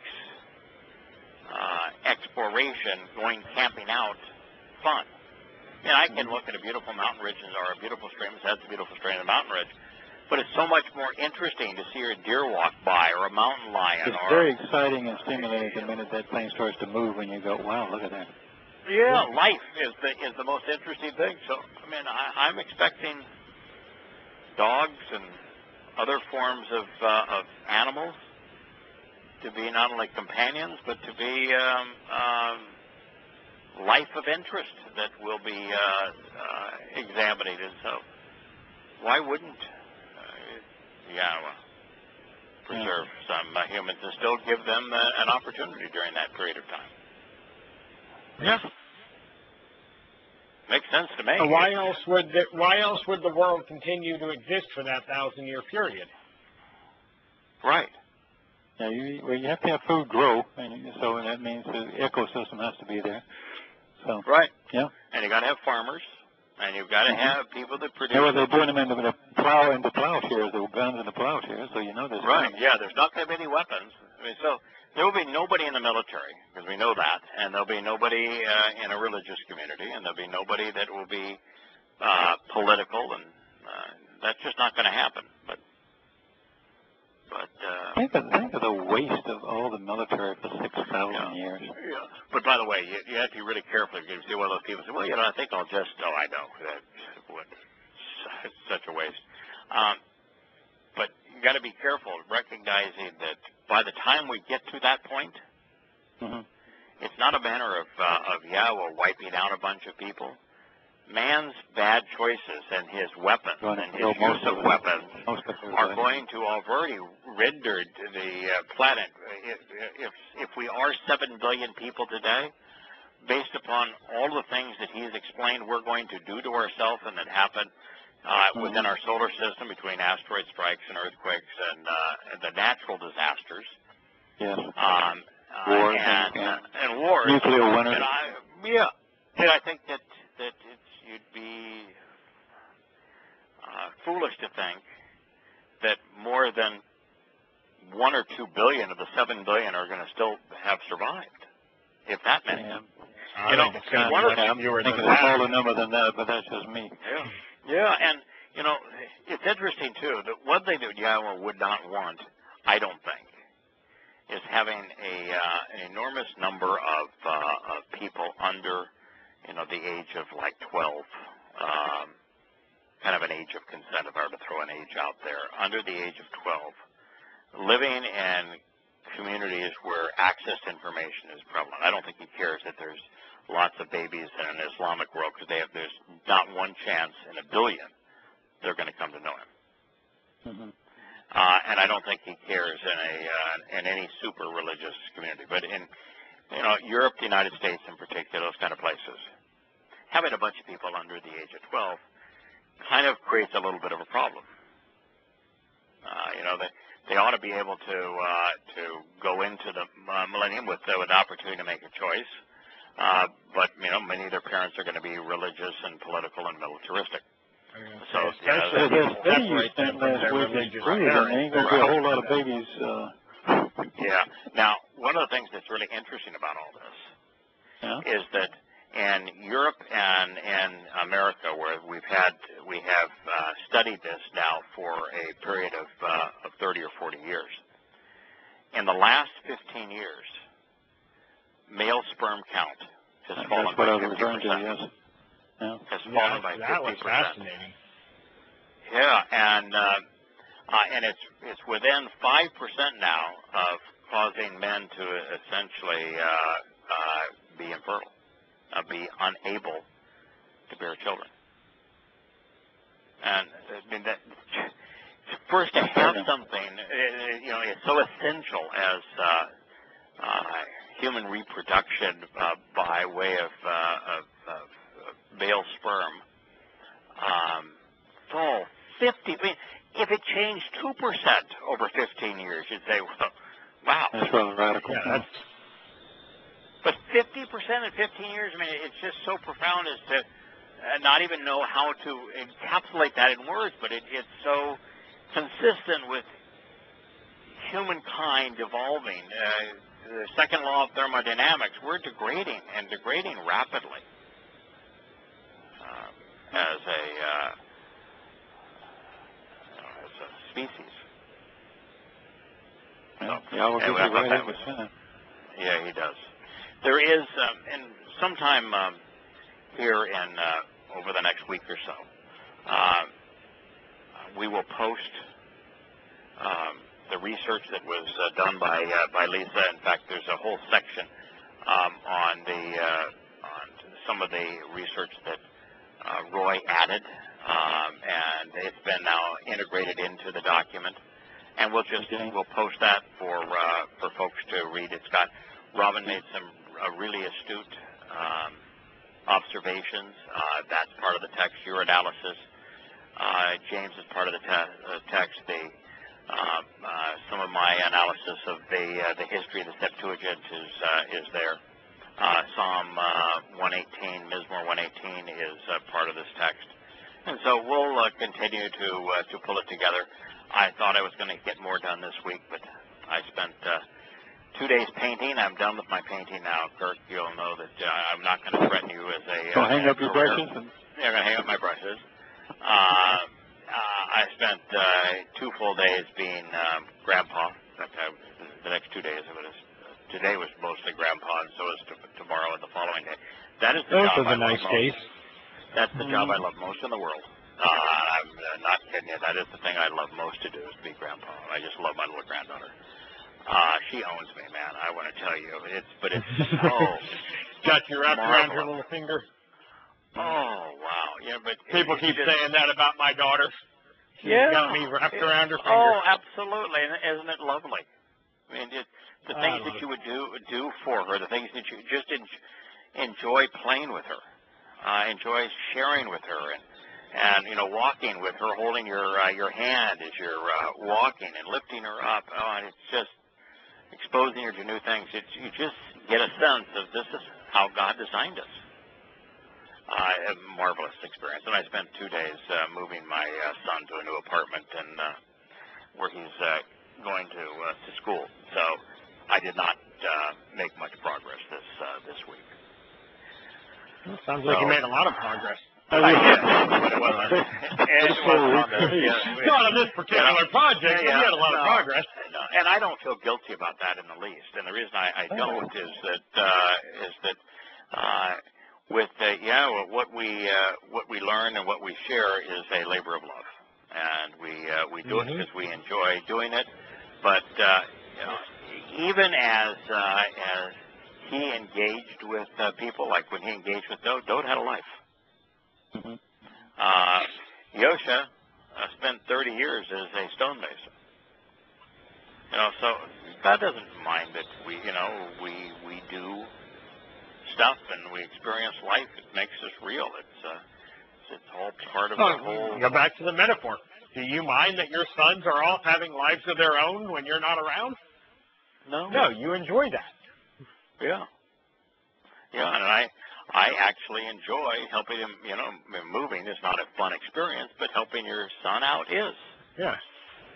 Well, it's the whole thing, absence makes the heart grow fonder. That time away makes you appreciate the time with them. If all your time was spent with them, it would not be as meaningful. That's special. Yeah, correct. We're in complete agreement. Anyway, that's what's happened. It's not an excuse. It's just that's the way life is. And I knew we were going to be listening to Lisa. I didn't think I was going to be doing this summation of much of her research, didn't it? Well, she did a marvelous job. we had connection issues, but whether I was summarizing her research as I had read it or she was presenting it, it's the same material, and we're going to post it before too long. It's a very thorough repudiation, and it brings us really back to this idea, JB and Kirk, that to believe the conspiracy that Jews are not Jews and that they're devilish people lurking and trying to manipulate the world. That's the oldest and most vicious, the most ungodly of all conspiracies and fake news. And every aspect of it is so easily disproved. And the evidence is, 1,000,000 to 1 counter to the little slivers that are taken out of context and twisted.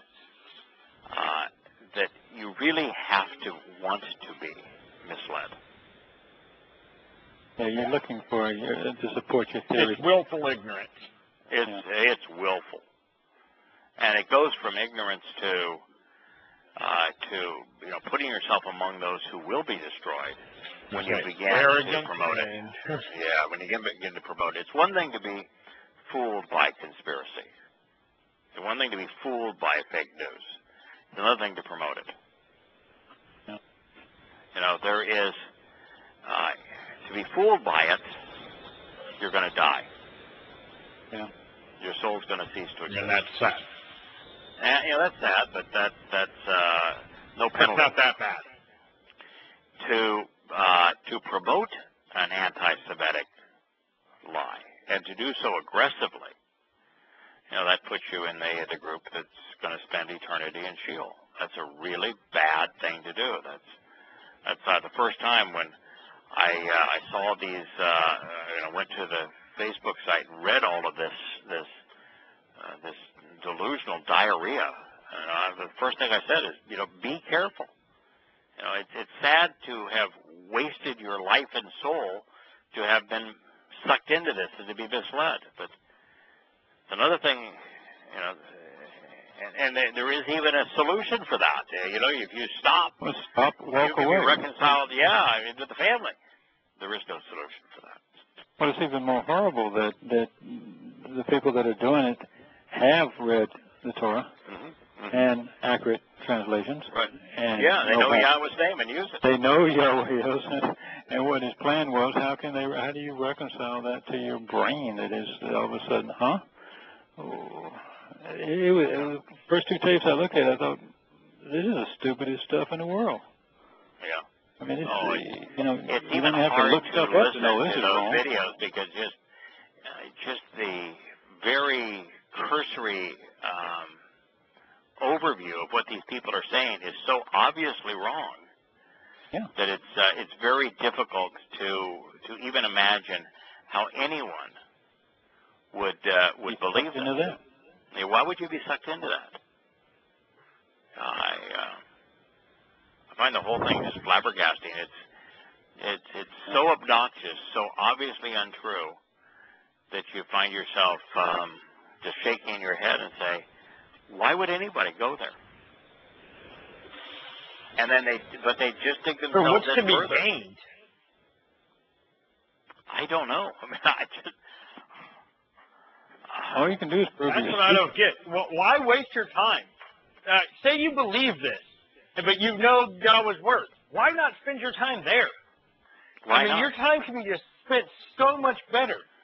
Even if this were true, this whole Jews aren't Jews thing was true, does it make you closer to Yahweh knowing that? Does it make it closer to your relationship with Yahweh through exposing that? No. Go to the Torah. Go where you can grow. One of the things that strikes me, too, is that if you're pursuing some conspiracy out there that even if it's true, it doesn't make any difference. You know, for example, let's just say that 9/11 was an inside job. That's not true. But if it was true, what difference does it make in terms of anything that matters in life? What difference does it make? Now, in the case of anti-Semitic material, this is the issue. That's why I said, you know, if you want to degrade Rabbinic Judaism, you better really be careful. Because if what you're doing isn't put in the right context and isn't very specific, it has nothing to do with the race and ethnicity of Jews or really even Israel, then you're going to come across as an opposition to Yahweh's chosen people, and that is a curse, the one curse in the Torah. That's a bad thing to do. So I don't have any issue with somebody saying, you know, the Talmud is false and its arguments against the Torah, and here's the ways that they have gone astray. But you need to do so accurately and consistently and in a manner that is just, I'm talking about the religion here, not the race. The same thing is true with Israeli politics. And really, unless there is a really important reason to bring it up, you just ought not go there. That's one of the areas that there's just no reason for you to be opposed to the Israeli government. If you're going to be opposed to a government, be opposed to your own. Yeah, if you live in Israel and you want to oppose their government, that's fine. But, you know, talking about, like, the whole religious aspect, you know, what Ken Powers did with the, you know, 616 mitzvah, that's a very valid way to go about and, you know, systematically attack the Jewish religion. It wasn't the most effective way, but, yeah, that you want to do something like that, that is a well-spent use of your time. You know, this is what they said. This is what the Torah says. Right. How do they get from here to here? You're attacking their stated beliefs, not them, not a group, but this is what they say they believe. Here's what the Torah says. But you're attacking. If you want to address it in that regard, go for it. Go for it. You do that with the context that you're trying to enlighten the victim so that they can walk away. Yeah, exactly. But if you're going to, and this is what's so damning, is that if you are not doing so accurately, you've misstated the Talmud or the Mishnah or any of the rabbinic writings. If you misstate them, and then you extrapolate and say, this is the thought process of Jews, you move from religion to race, and then you begin to demean Yahweh's chosen people because of the words of a few, now you're in real trouble. And you've moved from being wrong and focused on the wrong thing to putting yourself in opposition to God. And so that's really the last place you ought to go. And, you know, you ought to realize that when Yahweh is criticizing the Jewish religion and the Torah, prophets, and Psalms, the religion that he is criticizing is not Rabbinic Judaism. Rabbinic Judaism did not exist it's the Babylonian at the time religion. that he's right. Yeah, the religion that they're practicing is Babylonian. Catholicism. And the religion that he's criticizing has enormous amount in common with Christianity, and has very little in common with today's Rabbinic Judaism. So that was one of the first things as I began to realize they were talking about Astarte. Well, Astarte has nothing to do with Judaism. It has all to do with Christianity. Yeah. That's Easter. That's Mary, Mother of God, Queen of Heaven. It's Roman Catholicism. It's the very thing that Ephraim got involved in, and that's what blew it for them. Right. And so almost all of the aspects of militarism and religion that Yahweh is criticizing are practices that we see today, and the practices that grew out of Babylon, having nothing to do with Rabbinic Judaism. So, again, just Judaism is fair game to criticize, as is secular Israeli politics. But you need to be very careful what you say, because they are the chosen people. They are the messengers of Yahweh's testimony. And you have to always put it in context. For example, you're going to criticize the Talmud. You need to understand that the Talmud arose around 500 CE when Roman Catholicism was harassing Jews and killing them and torturing them. And it's in that context that it was conceived. You need to know that. And if you want to criticize the Israeli government, then you need to understand that there are 1.5 billion Muslims that surround them, and the governments that surround them want to annihilate them, and they're weaponized to do so, and their country is infiltrated with jihadist terrorists that will knife them down and run cars into them. Well, the thing is, to context. effectively expose something, you have to do it from that mindset. It's like what you did with Islam. You didn't go in, I'm going to expose Islam to rub it in the face of Muslims and make them feel stupid and degraded. You did it out of, I want to help these people. Right. And that's the only way to effectively expose anything, is from that position of, I want to help those who have been hurt by this. I don't want to rub it in their face. I don't want to make them feel stupid. I don't want to degrade them for it. I want to help them. That is my goal. And it's the same thing. If you're going to go and expose rabbinic Judaism, it needs to be of the mindset of, I want to help those who have been trapped by rabbinic Judaism. I don't expose Christianity to demean Christians. I do it because I want them to see the truth. I want them to know where they are wrong so that they can, dismiss that and accept the truth. Right. I wrote Yada Yahweh not to demean Jews, but to awaken Jews. Exactly. Right. And that's the only way it's ever effective. Nothing written to degrade the person is ever going to convince the person that they're wrong. Yeah.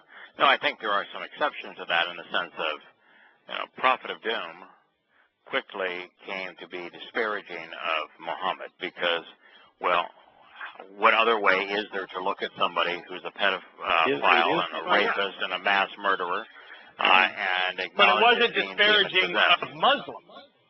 No, it was not designed to be disparaging of Muslims, but to be disparaging of Muhammad, Allah, the Quran, and all aspects of Islam.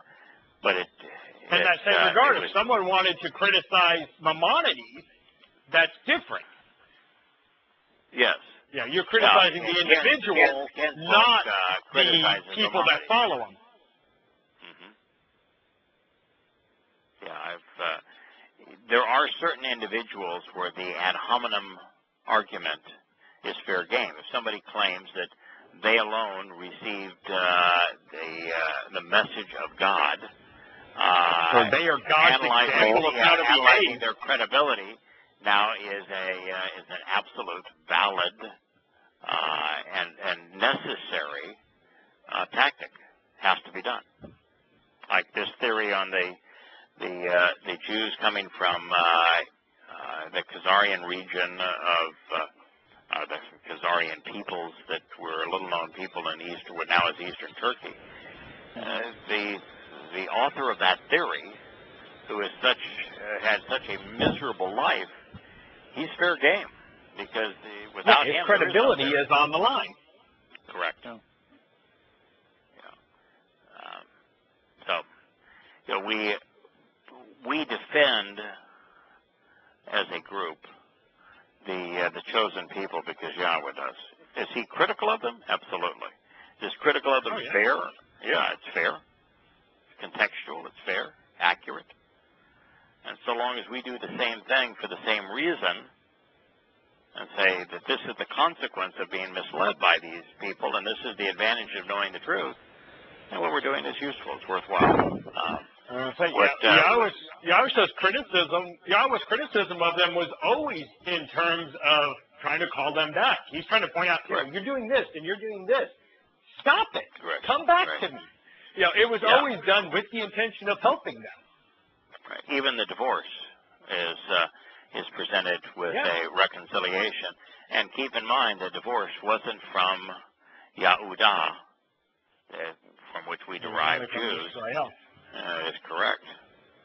Right. From Ephraim. Even that was a long time out. You know, he didn't say, I'll never see you again, or you may have an opportunity. It's just directly presented, juxtaposed with this is the reconciliation. This is when the reconciliation is going to take place, and understand that while you are not my children, then you will be my children. That's right. So he's presenting the reconciliation right along with it. Yeah. We'll address that when we do Leviticus 26. Basically, Yahweh says, this is the deal. And he's talking to all of them. He's talking to Yehuda as well as Israel. And he says, if you do this, this is how I'll prosper you. This is how you'll grow. This is how you will be enlightened.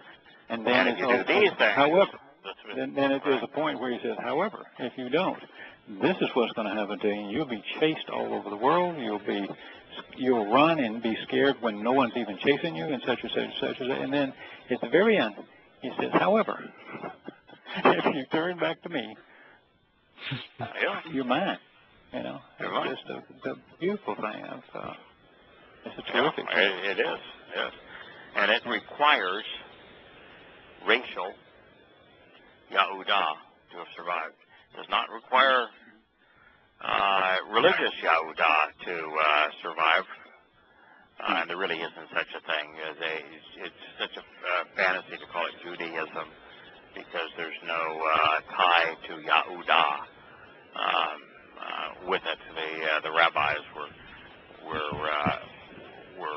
thought that the whole notion of what tribe you're a part of, Yahudah or Eloi, was irrelevant. Matter of fact, they fought the whole concept of the Eloi being in service to Yahweh. So they discounted ethnicity in its entirety. So rabbinic Judaism should not have been, the same name should not have been used to describe the race. That was a disservice to the race. Mm-hmm. Yeah, that's true. All right, guys. Thank you.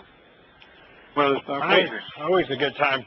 JB, your stuff is good, and this was great, and as well, and I enjoyed sitting in with you. Thank you very much. We'll analyze what you've learned in terms of the Torah promises next week on Observations, and on this program, guys, we'll return to Chapter 9, where we're going to talk about the evolution of translation and the reasons why translations are so universally corrupt.